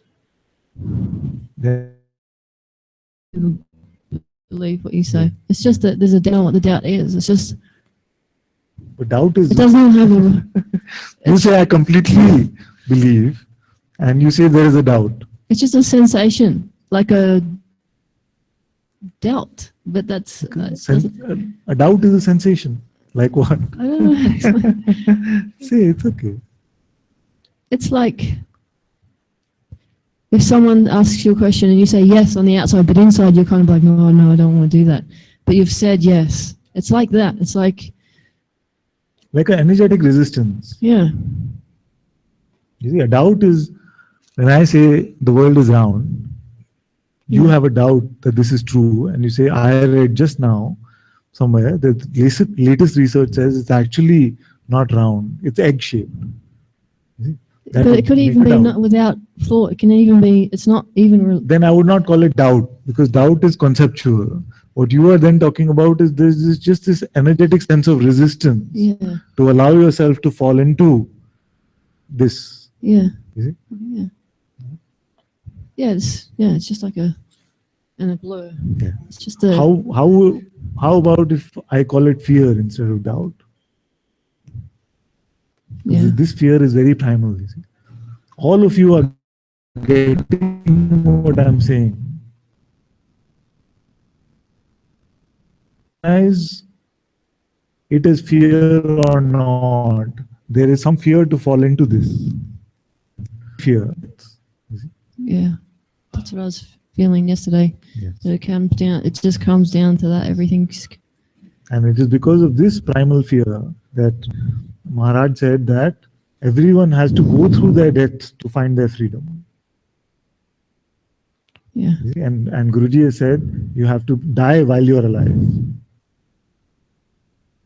So we don't talk strongly like this often because I like to keep it light for all of you. But do you have the commitment to die for this? Yeah, Father, because it happens anyway. Yes. Whether I try to avoid it or not, it happens like this anyway, like panic attacks in hospital and blah, blah, blah. So there isn't really a choice anymore.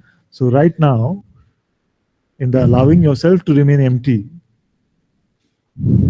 allow all of us, allow yourself to remain empty and let the thoughts just come and go.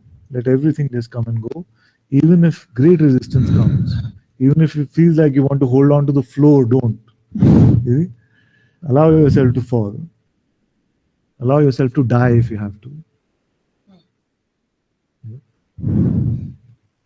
It's kind of not here because I don't know who I'm talking to. I don't know. Yeah, but then use this opportunity. It doesn't seem to come though, Father, like when I'm talking. Use this opportunity to remain open. Mm. If the fear is not so strong in satsang, then remain open. Then when it comes outside satsang, also you'll be more used to this emptiness. This is the main point. The point behind all the pointings is this, to bring you to this point of death and to allow, if there is fear, to allow that to come and go. Whatever the thoughts might be saying, allowing that to come and go, emptiness. And you will find that this urge to go with these thoughts, then jump around. Okay? So this fear and this urge is actually the same thing. But allow it to just bounce about. But you continue in your allowing, not resisting. Come what may. And if it feels easy and light right now, very good. Because then you carry it about like that. This is how a sage is living. Lightness of being, a simple allowing for all things to come and go. It feels light, but there's also the fear there as well. Yeah, But let the fear vibrate. Don't even check too much. Just allow everything to happen. Allow all thoughts also to come and go. Allow your attention to move about naturally wherever it wants. No control over anything. Let go of all sense of control.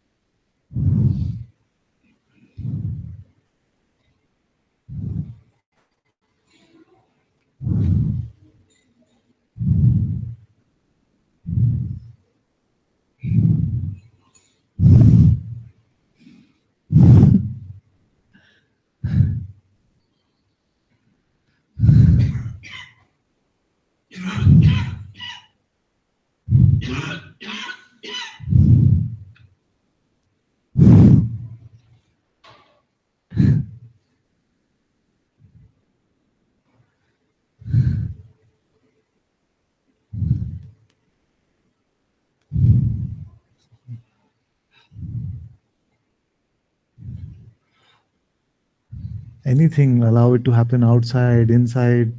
If this room catches fire, you don't leave.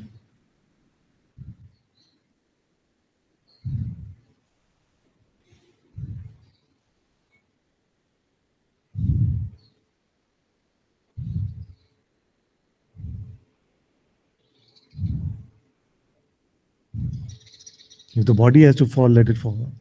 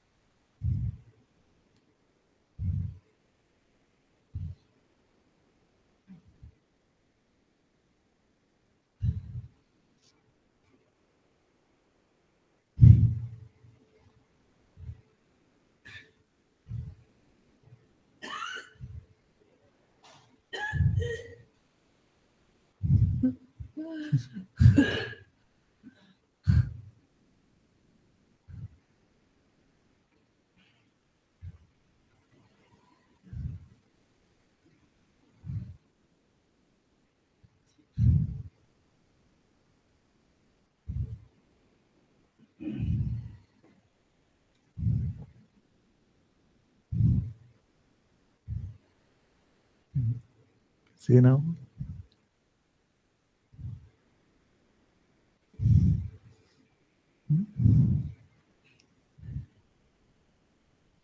It's just so small, actually. Small. The stuff that you try to make out like Yes, huge is just exactly.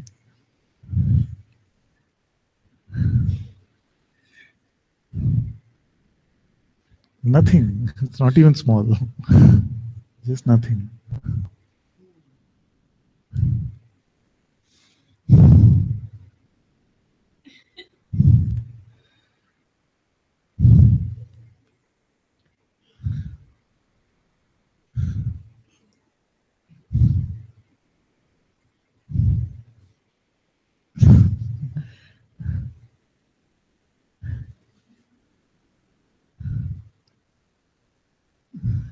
just. Don't conclude. I actually don't want to speak because Yes, yeah. very good. Because we have a need to conclude, need for conclusion.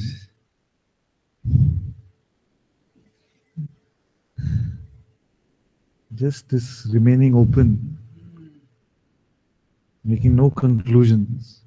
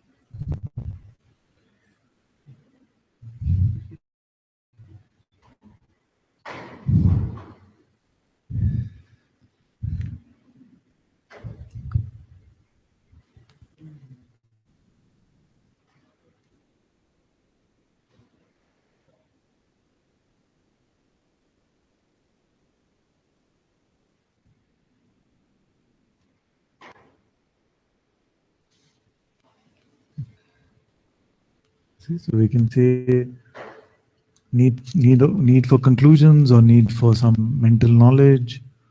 It's all the same thing. It is the dropping of this, coming to this not knowing, and to get comfortable with the not knowing. And it's the birth of real knowing with the capital K. Yeah, I can feel. Most of satsang actually goes in demolishing what you think you know.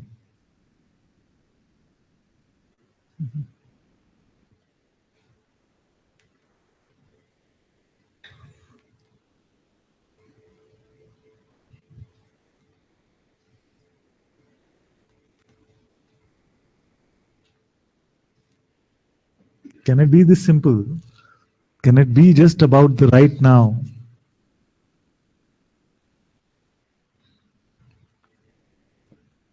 Can it just be about being open right now, not going with any conclusion, allowing all things to come and go?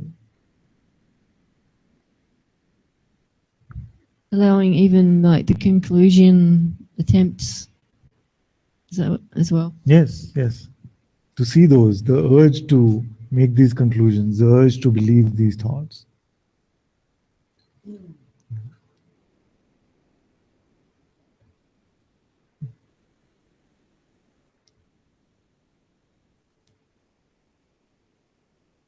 And the mind will say, this is the most useless thing. What is the point of this? This is the dropping of all conditioning.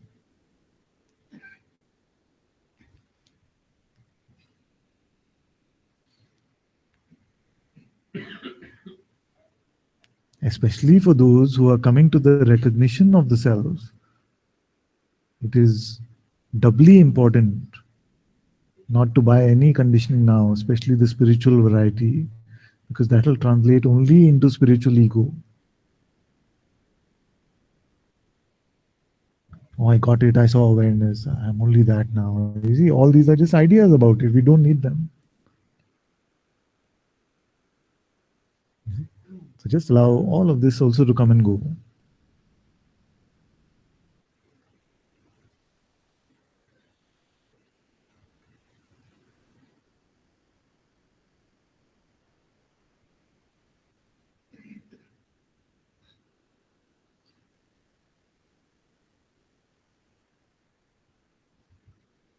It will pull every trick in the book.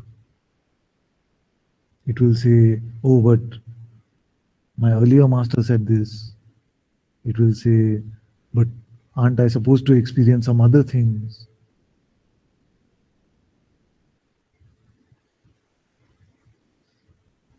It will try to get you back in every which way possible. But it cannot succeed without you believing your next thought.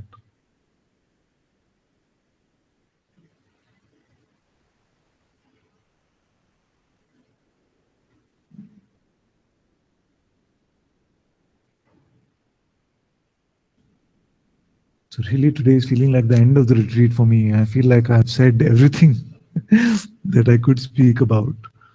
Now it is really your move. Do we spend the next 3 days picking up the Arjun perspective again, saying, oh, my life, my attachments, how can I throw them away? You see? Or we just enjoy ourselves in this openness? See. For tomorrow? No, why tomorrow? See now? They should be tomorrow? Yeah. Okay. She's new to Satsang. You can give her some license.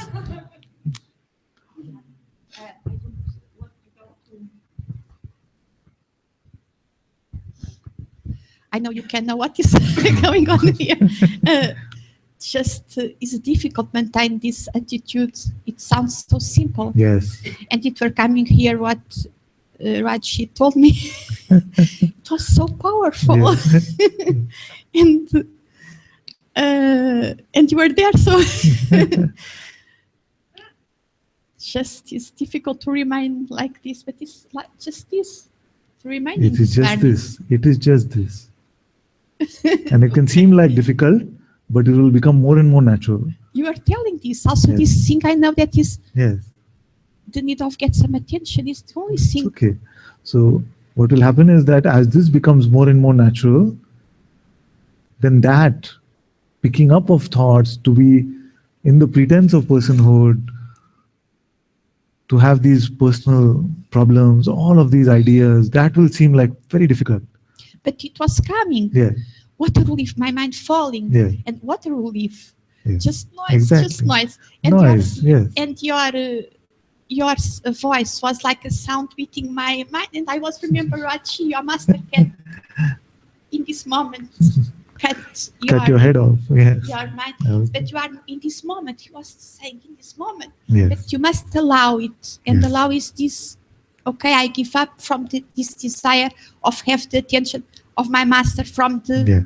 in an exterior way for burning silence. Yes. Is the difficulty Yes. to want to have some meaning. Yes. Yes. And This I is know when very beautiful what you say. I want to repeat for everyone. When I was there, then Raji told her that your master can chop off your head right now in this moment, but you have to allow him to. And this is the moment of allowing him to. When you choose to remain open, when you choose not to go with a concept about yourself, that is the chopping off of your head. You see, it is said that Ravan had 10 heads. One chop next game, one chop next game. You can play that Ravan if you want. You see? Or you can just allow it to come and go. And sometimes, of course, tiny heads will come.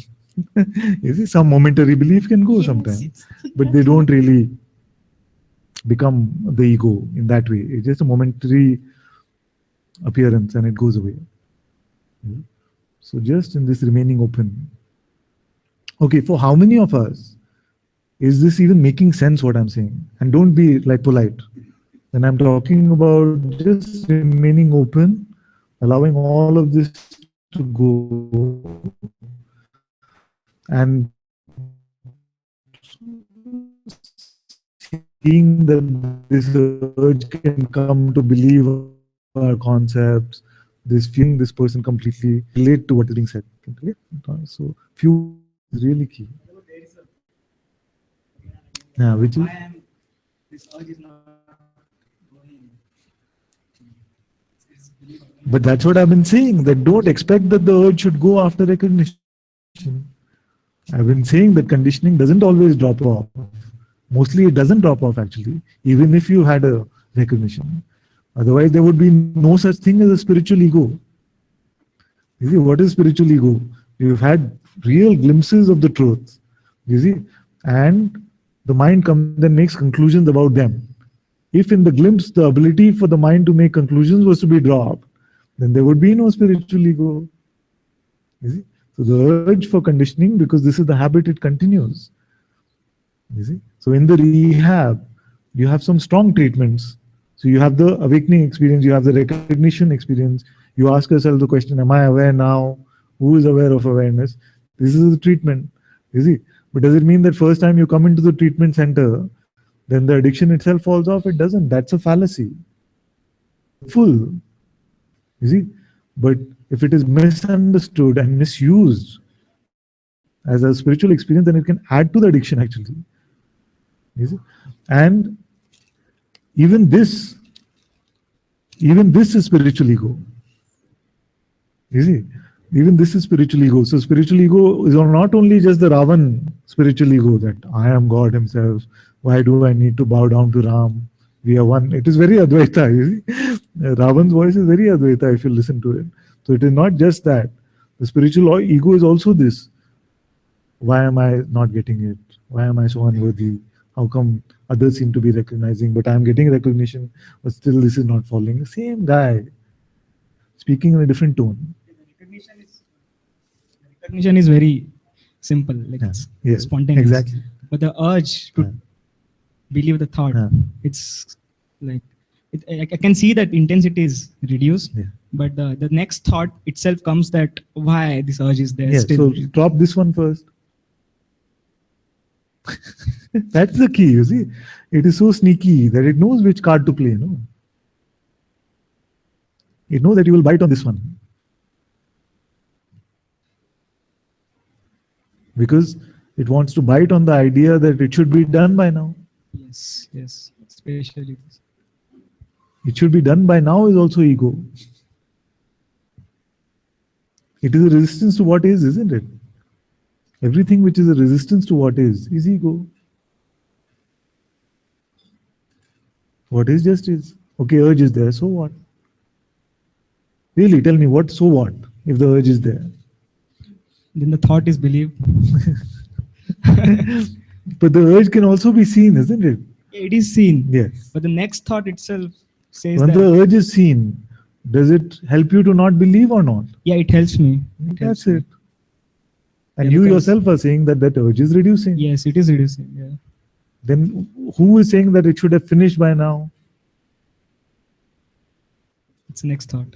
It's just the same ego, no? Same thought, yes. This is another version of just the checker guy, the same thing. Why isn't it gone? Now you still, see, now you're believing, not believing it.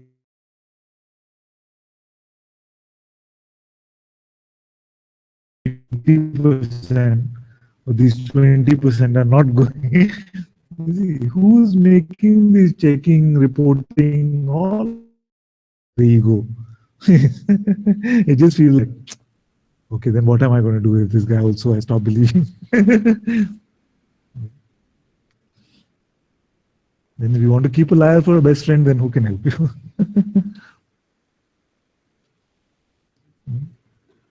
So even the spiritual complaints are coming only from there.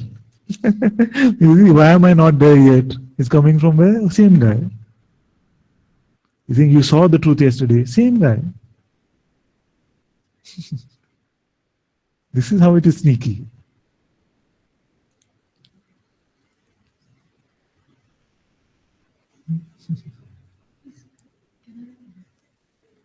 When you asked us to just stay empty, Yes. just stay and allow, basically stay empty and allow whatever wants to come. Come.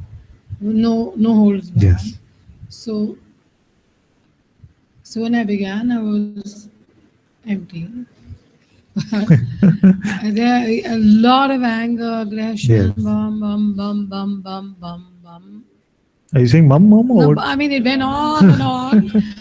And then you said, suddenly, I don't know what something you said. And I said, but he told me to be empty. Yeah. What? Yeah. No, full of what? No, it was the thought was, he said, be empty. Empty. So but the So you minute. filled yourself up with that thought. No. But the minute that question Yeah. came, something which you said, and the question came, everything again fell. Okay? I'm getting trapped somewhere. I have this. Don't buy this. Who can get trapped? Show me the one who can get trapped. And it's funny that we can speak from the place of such purity 1 minute, and the next minute we can say something like this. I am getting trapped now. Who is this I who got trapped? This is the trickster mind.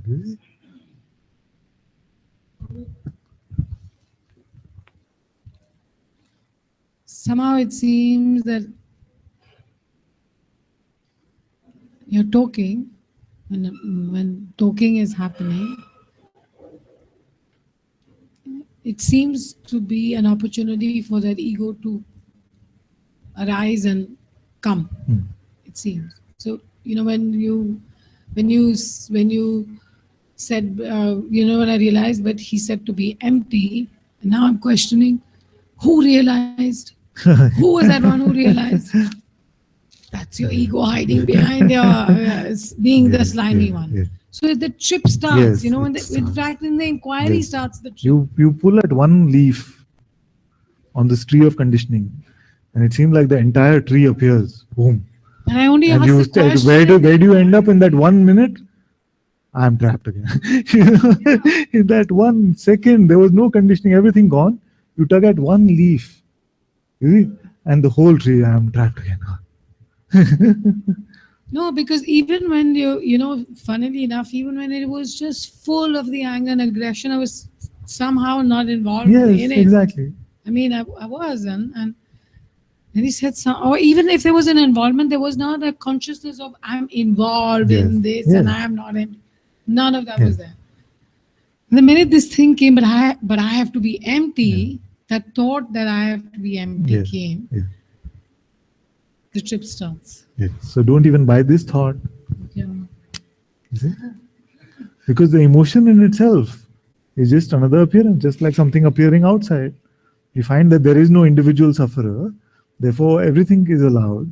And this is a good opportunity for these things which have been pent up to be released.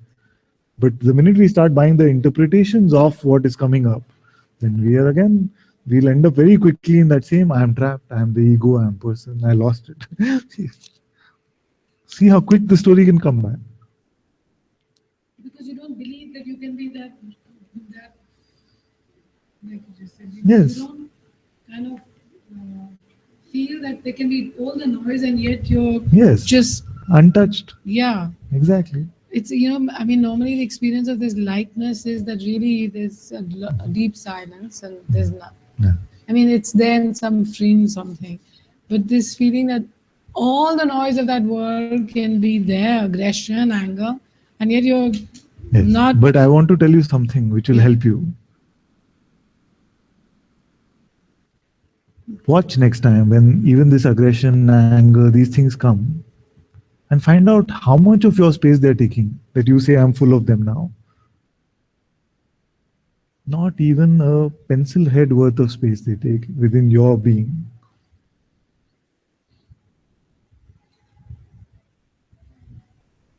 It is just the interpretation which says, oh, I'm full of this stuff now.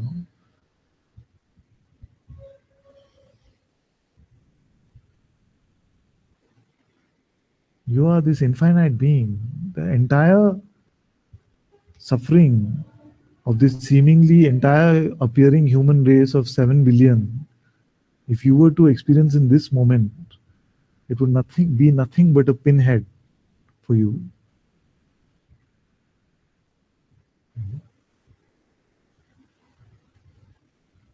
Why do you think a sage is able to say, everything that afflicts my children, let it be my prayer that it is experienced here? I'm completely open to that. Because it is still nothing.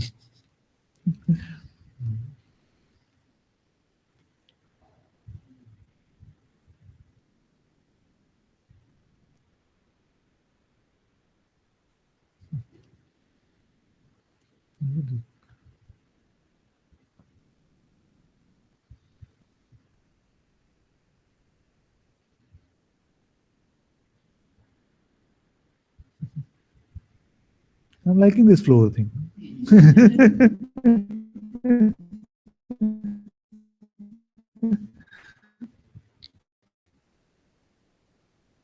You check like this, you see that. Not taking up any space. You can just feel like, oh, I'm full with all this. What is the time?